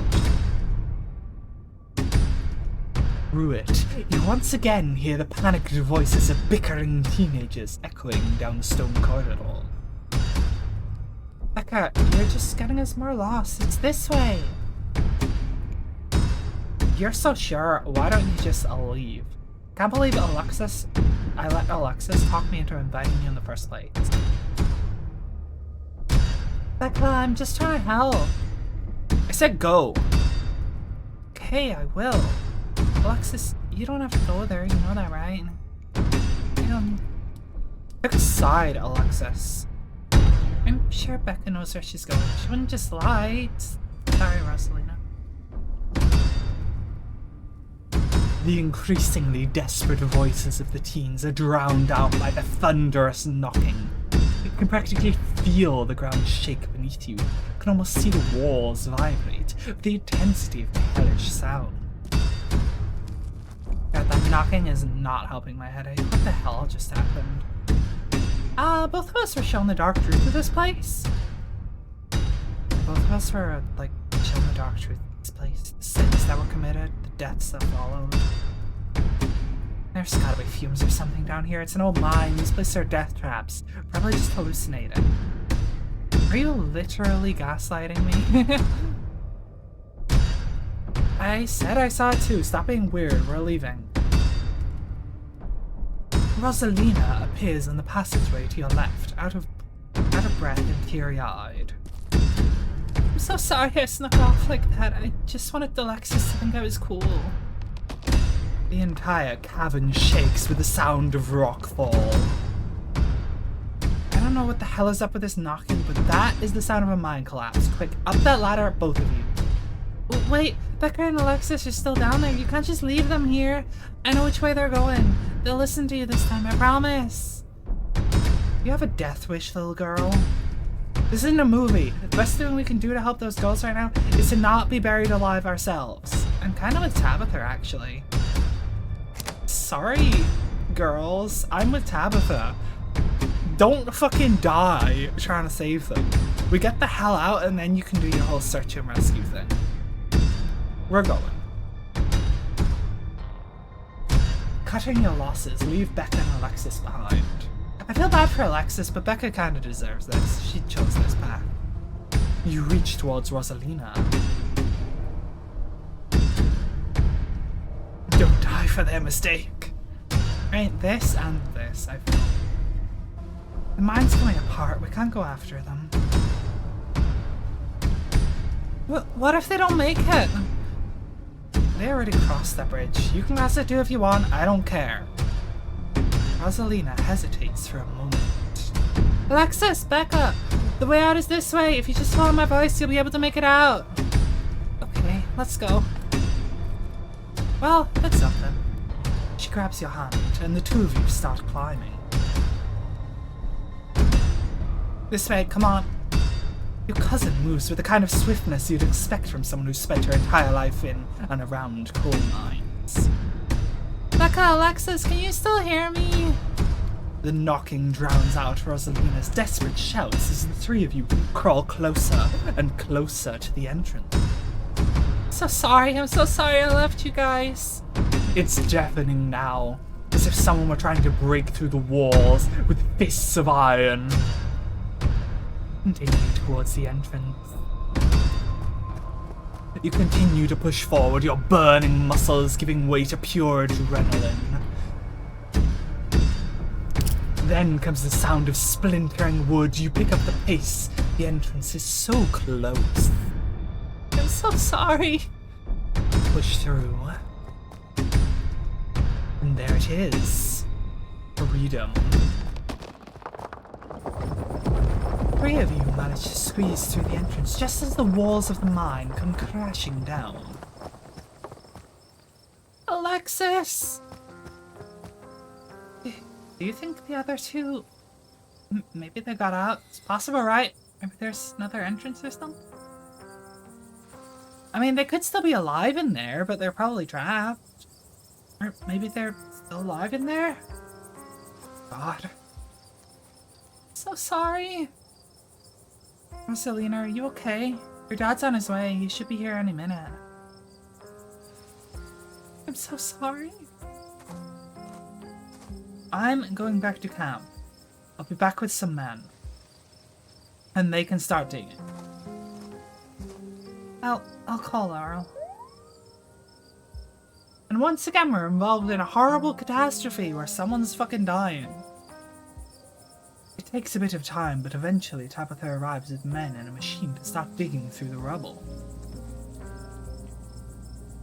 You, Stella, and Kanika are afforded a quiet moment to yourselves as the others get to work. Ditchlings? Oh, your vision. Am I just gonna say the word ditchlings after that? Like, oh yeah, they just got trapped in there? Ditchlings. Let's start with my vision. There was a stone carving on the wall of that pit that showed me what happened to this place. How Shaw said it was set up.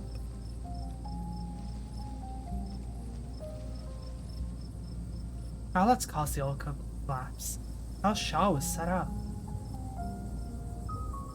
No way, dude was a monster. I mean, the Scarlets were monsters too, they still are. I hope that's followed by a no offense. What am I saying? Visions aren't real. Visions can't be real. That would be magic. Aren't you a fucking witch?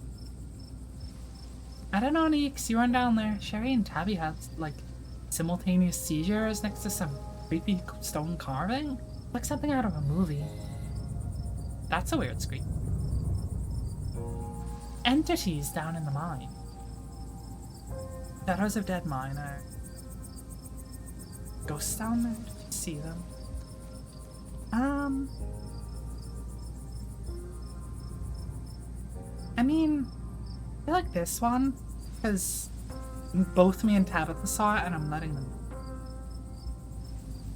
I'm pretty sure Tabitha and I saw some ghosts down there. They're right behind you before you left. Did you not see them? Whoa, I didn't see anything other than the two of you and that carving. Super weird. I don't want to doubt what you experienced, but you were deep in a dark abandoned coal mine. Mary's just been primed to see things. Do you think there's any ditchlings hiding anywhere? I don't see any, but I'm just like expecting.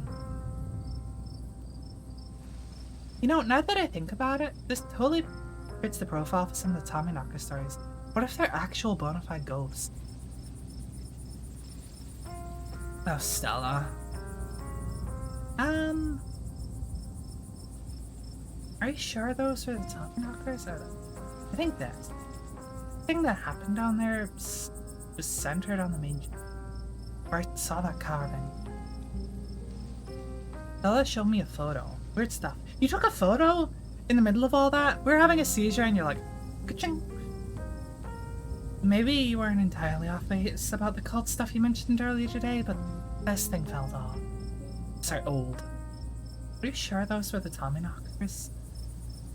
Depends on what you mean by sure. Is anyone really sure of anything? They fit the description pretty well, and what else they'd be? I have no idea what happened in there. I need to do some weird mind collapses, I guess. So, ditchlings. Something's telling me that this was only the beginning of her ditchling problem. I can't imagine how much worse this could get. This is all still a little too magic for me. Just because two bad things have happened doesn't mean there's a pattern. And it does, actually. Right? I feel bad asking this one, but like you did kind of leave us both when we had a seizure. If you left us down there. I offer her. What was she supposed to have done? Yeah. No, Kanika, it's okay. I'm sorry. I don't know what it was like. You don't know what it was like seeing you like that. I was scared. Hey, at least you're alive, right? I don't like that one. I'm gonna reload. I don't wanna, like, accuse her. She kinda did the smart thing, and I did the same thing with the other kids, so I think they're okay. There were survivors in the last collapse. Alexis doesn't deserve this. Yeah, fucking Becca or whatever does, but Alexis... no. Alexis doesn't deserve this. Nobody deserves that. You and Tabby didn't pull Rosalina out when you did, you all might have wound up very dumb. I think you did the right thing. So, what happens now? Oh, hi. Hey guys, I don't think she's quite ready to talk yet. What happened down there?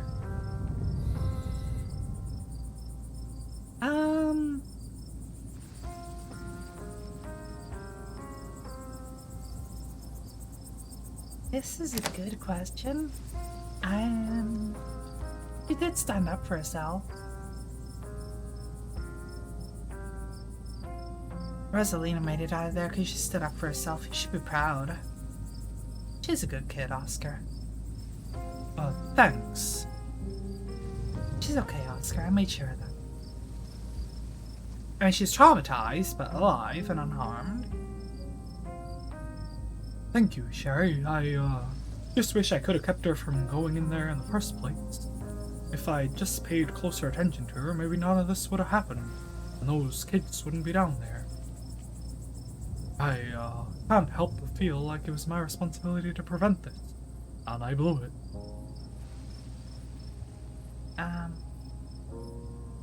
Yeah. Teens are reckless. There's only so much. And the shorter the leash, the worse the relation. Don't blame yourself for the choices someone else made. As a former reckless teen myself and a current reckless adult, yeah, she's right. I was gonna say when I read that, I was like, you're still reckless, girl. I guess that's true. I've tried to let Rosalina make her own mistakes and learn from them. But that's for staying up late or going too fast on her skateboard, not this. Yeah, you can't learn much of a lesson if you're dead, so... Have you, met the kids she hangs out with? Yeah, Rosalina's lived here since she was 2. Basically grew up with them. They're a little older than her, and yeah, they get into some trouble, but I didn't think they were bad kids or anything. Especially that Alexis, God, that poor girl, always acted like a dog somebody had kicked. And now she's, in there. Not right. It's gonna be okay, Oscar.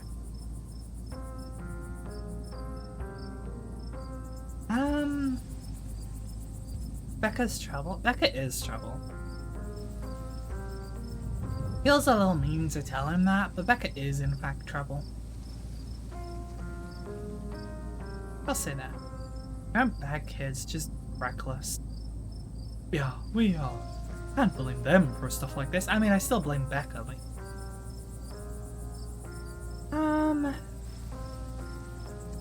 I think she was trying to get away from that whole haunted house situation. Or maybe I should say... There's something terrible in that mine. I think it was the Tommy knockers. I can't believe they're actually real, but I got some audio of them knocking on my phone. Must have been furious that we went down there. Yeah, they were literally telling me not to. So. This is all my fault. She's been so angry with me. If I'd just been able to provide her more stability, she wouldn't be doing things like this, putting herself in danger. Yeah, I think she was trying to get away from the whole haunted house situation. You have to understand that I'm not making it up. There is something in that house. We believe you, Oscar. I couldn't let it hurt her, and since I didn't know how to get rid of it, I set up a back room, the library for it. Just until I could figure out how to fix things. I know she hates it, but I thought it would be better for her. Instead, it just drove her away. Same with friends not checking in, and now this. All because of that house. And because of me. Hey, did anyone else hear rumbling? Because I haven't been able to fix this. I just wish she could understand. I'll put the spirit to rest. We can perform a seance tomorrow night. Stella likes that. He's shook. She's just like, oh, more of this. But Stella is totally on board. Yeah, we'll do whatever it takes, Oscar. Well, this is a shocking turn of events. But sure, I'm in too. Thank you, guys. That really means a lot. I shouldn't have kept this to myself, but I was so afraid of seeming ridiculous. Dad, you must be so mad at me. Oh, Rosa, no, of course, I'm not mad at you. Do you think that maybe they got out? Or there's another exit somewhere? Rosalina. I should have pushed back harder. I knew the way out. I should have made them come with me. Just don't want them to be dead. I'm sorry, Dad. You don't have to be sorry. You're alive and you're safe. Couldn't have gone back for them, right? We wouldn't have made it out if we went back. Yeah, there's no chance. We barely made it out of there when we left. There was no way. Made it out of there because you stood up for yourself? Hey, yeah. I mean, I'll tell her what she... You're right. We wouldn't have made it out if we went back for them. They don't deserve to be down there. Why should I have made it out when they didn't? This isn't about what people deserve, Rosa. You have no idea how grateful I am that you're still here. Not fair, Dad. It's not fair. I know, Rosa, I know. But I think the best thing you can do for your friends right now, until we get them out of there, is to enjoy the life you have. I know I haven't made that easy for you. I know you've been frustrated with the choices I've made. But I'm gonna do what it takes to move us back into our house. We're gonna have a good life again, Rosa. I'm sorry I didn't do this sooner. I'm sorry this is what it took. Dad. We're on the case.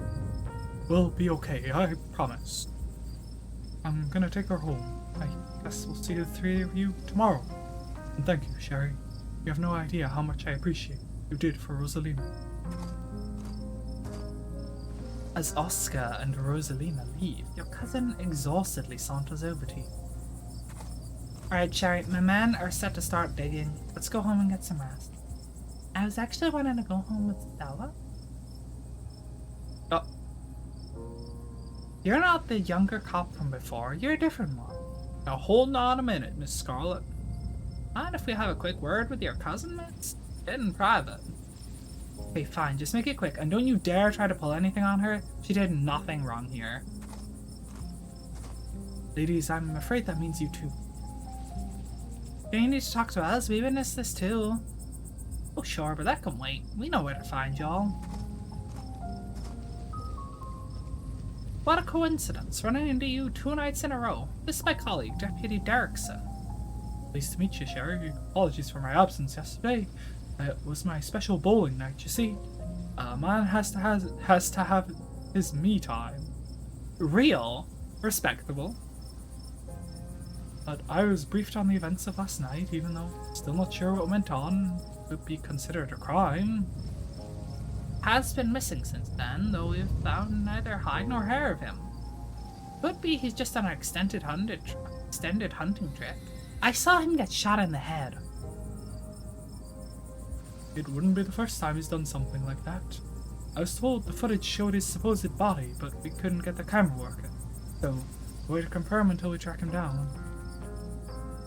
Now I understand both of these were terribly unfortunate events and had nothing to do with you being in the area, but as officers of the law, you have to understand that we're a little suspicious when we see the same face multiple times in a row. And we have to ask, what exactly were those teenagers doing in a shuttered mine owned by your family? Why were you down there with them? I don't understand where we're coming from. 2 kids, 15 and 14, are buried alive down there and maybe dead. And you were on the premises. Whether or not that was merely coincidence remains to be seen, but we've got to do our due diligence here. Yeah, someone's been stalking me. Can I, tell you about that? I'll get to your questions, but we also need to talk about the man that's been stalking you. His name is Sam Wayne. He used to work at the mines here. That seems like an awful lot of deflection to me, wouldn't you say so, Earl? It's a nice town. People don't go stalking strangers in these parts. Can you at least just take a description? Fine. Erickson scribbles down your description of Wayne. You watch too many movies. Sorry, you watch too many movies. Now, can you tell us what happened down there? Mine collapsed. Saw some teens sneak in, so I went after them. I mean, this is the smart one. Like, these two are the real ones. Just to remain silent. Plead the fifth. Not plead the fifth. Whatever. Use your right to remain silent. However, we saw them sneaking in. Like, that doesn't deflect suspicion. It just means they can't use it against you. So I went after them. We're just trying to do the right thing. Of course. Very noble of you. Pardon our questions, just trying to gather all the facts, see? Being thorough, our duty as officers of the law. Well, if there's nothing more you can tell us, I suppose we'll let you go about your evening, but we may be in touch. Have a good one. Deputy Derrickson, his hat to you. 2 officers wander back towards the mine. Derrickson taking notes as they examine the scene.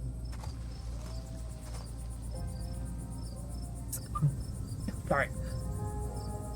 God, I tried to talk again. So far I've seen like a guy get his head blown off and 2 kids get trapped in a mine, and I'm the fucking suspect. I should be traumatized.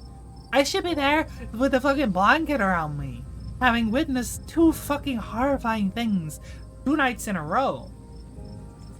And Stella. You make your way towards Stella and Kanika. I just can't believe 2 nights in a row. It's not my fault. Is it my fault, Neeks? No, this is just an awful coincidence. It's not your fault. Oh hey, guess the cops are done with you? What, they're gonna take you in for being present at an accident? Sorry if they gave you a hard time. Small town cops, you know? Always blame everything on drifters. Even acts of God, I guess. Sorry. Always blame everything on drifters. Even acts of God, I guess. Excellent, you didn't get arrested. Now come on, let's get back to the estate. I'd like to get some rest before I have to deal with the fallout of everything that happened tonight. See you tomorrow. Sorry, I'll see you tomorrow, okay, Sharon? Aw, but I want to go home with Stella again. Please stop trying to get my cousin killed, Stella. Come on, let's go. Do I get a choice? Oh, she's pulling me by the arm.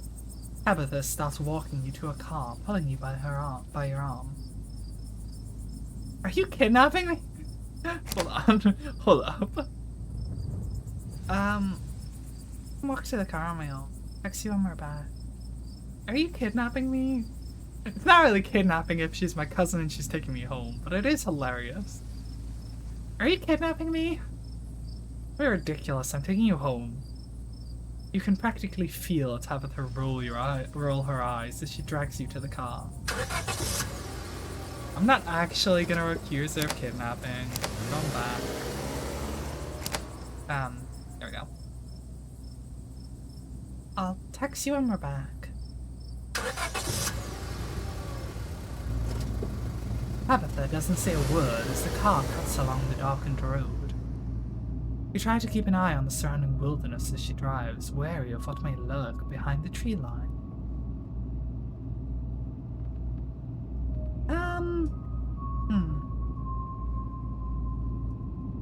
Hey, lots of questions here that I want to ask.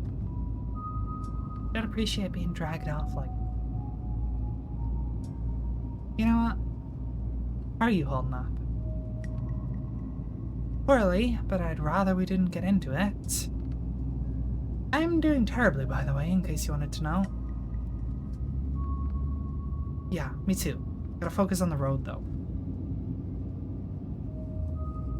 I don't appreciate being dragged off like that. Been a long day, Sherry. Are you really going to make a fuss about me bringing you back to the estate? Don't answer that question. I don't have the energy to get into it.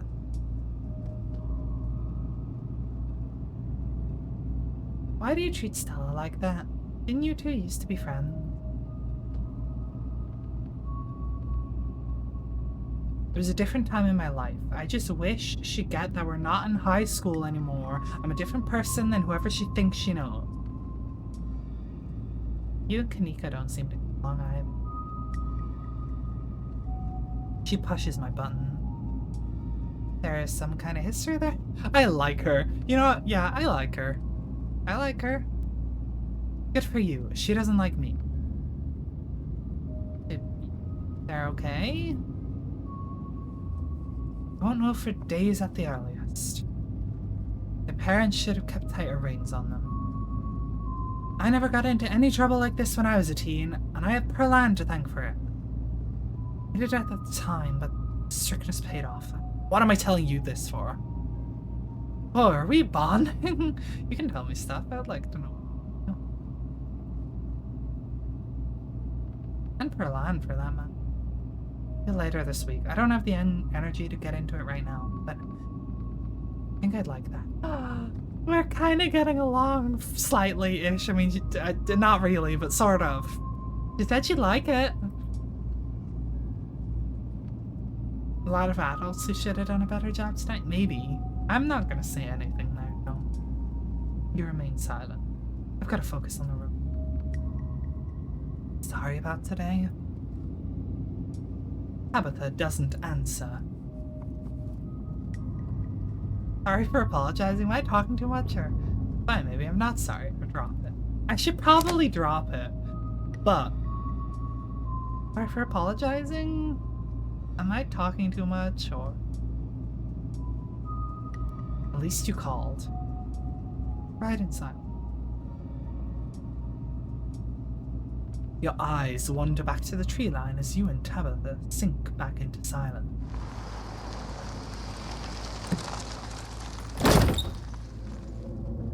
You once again cross that threshold, state, the musty stench of the decaying mansion greeting you with its undertones of mildew and wood rot.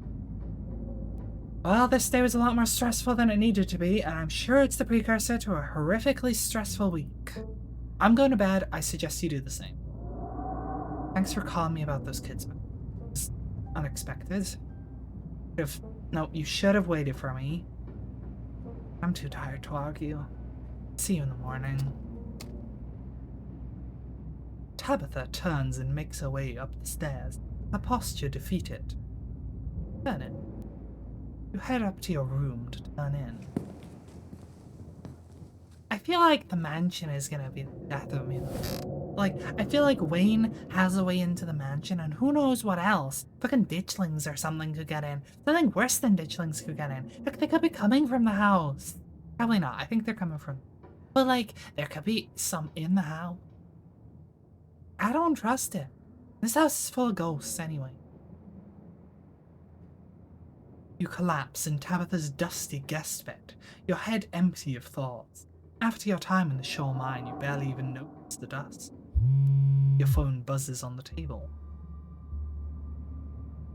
Nika sent you a message to Stella. And you. Y'all. Those are those things, right? Wait, these are those things.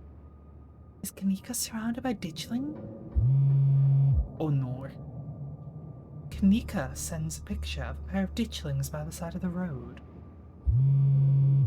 I saw them again too. Ah! Another picture, this time of them staring from a tree. That's a lot of them. I saw one earlier outside the mine. What the fuck? Those things are definitely not hairless monkeys or raccoons or whatever. I don't know what the hell they are.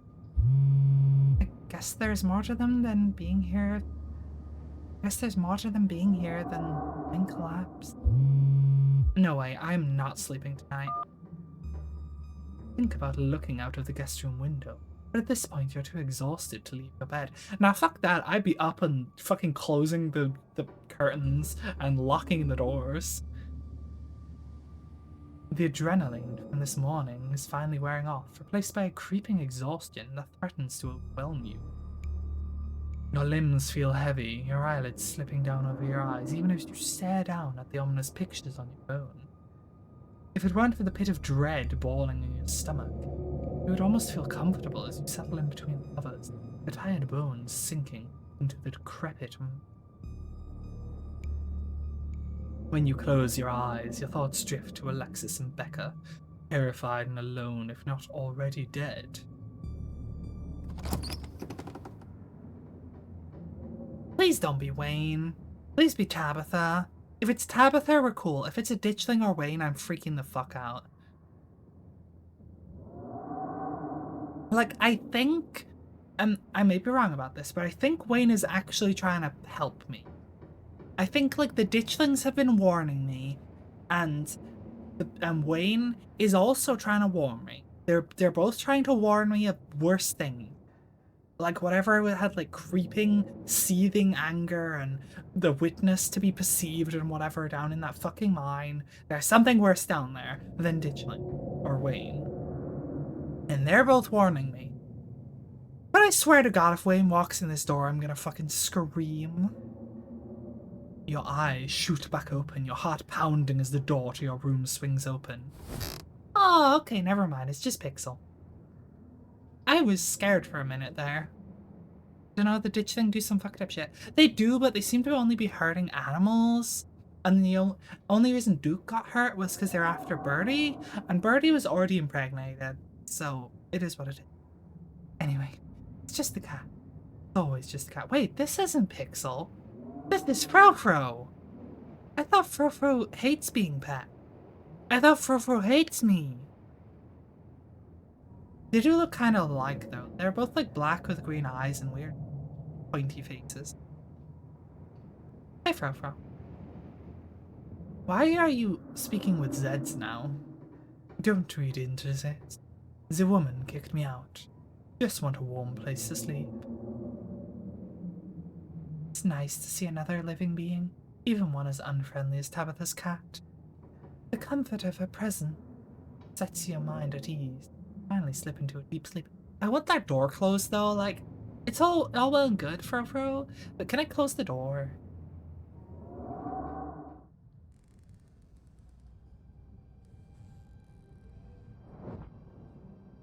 This is why I said we should close the door.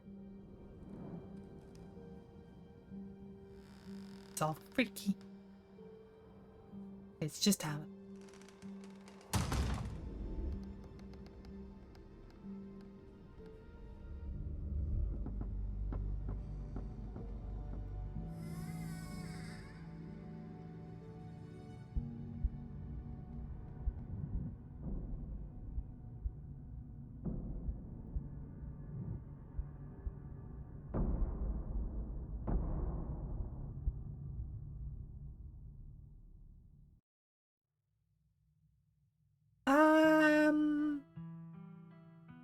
Sand hater. Like what? I'm just saying, our house is on a cliff, and there's knocking. I'm just saying. Proceed if you dare. Well, unfortunately, not tonight. As fun as that was, we've been streaming for about 4 hours, and my voice is absolutely fucked, and my throat hurts. And I keep coughing when I try to talk. So, I'm gonna call it here. Thank y'all for joining me. I really, really like this game. I'm probably gonna be playing it again off stream on my other playthroughs. Again, just episode 2. I will not be touching episode 3 until our next stream. Besides that, I will hopefully be back on Monday and Wednesday, but of course they depend on how work goes. As ever. And, well, next week I suppose we'll be continuing this with episode 3. Thank you all for coming, and I will see you all next time. Bye-bye, everyone. Boop. God, it flashed to Tabitha for a second when I changed tabs. That was weird.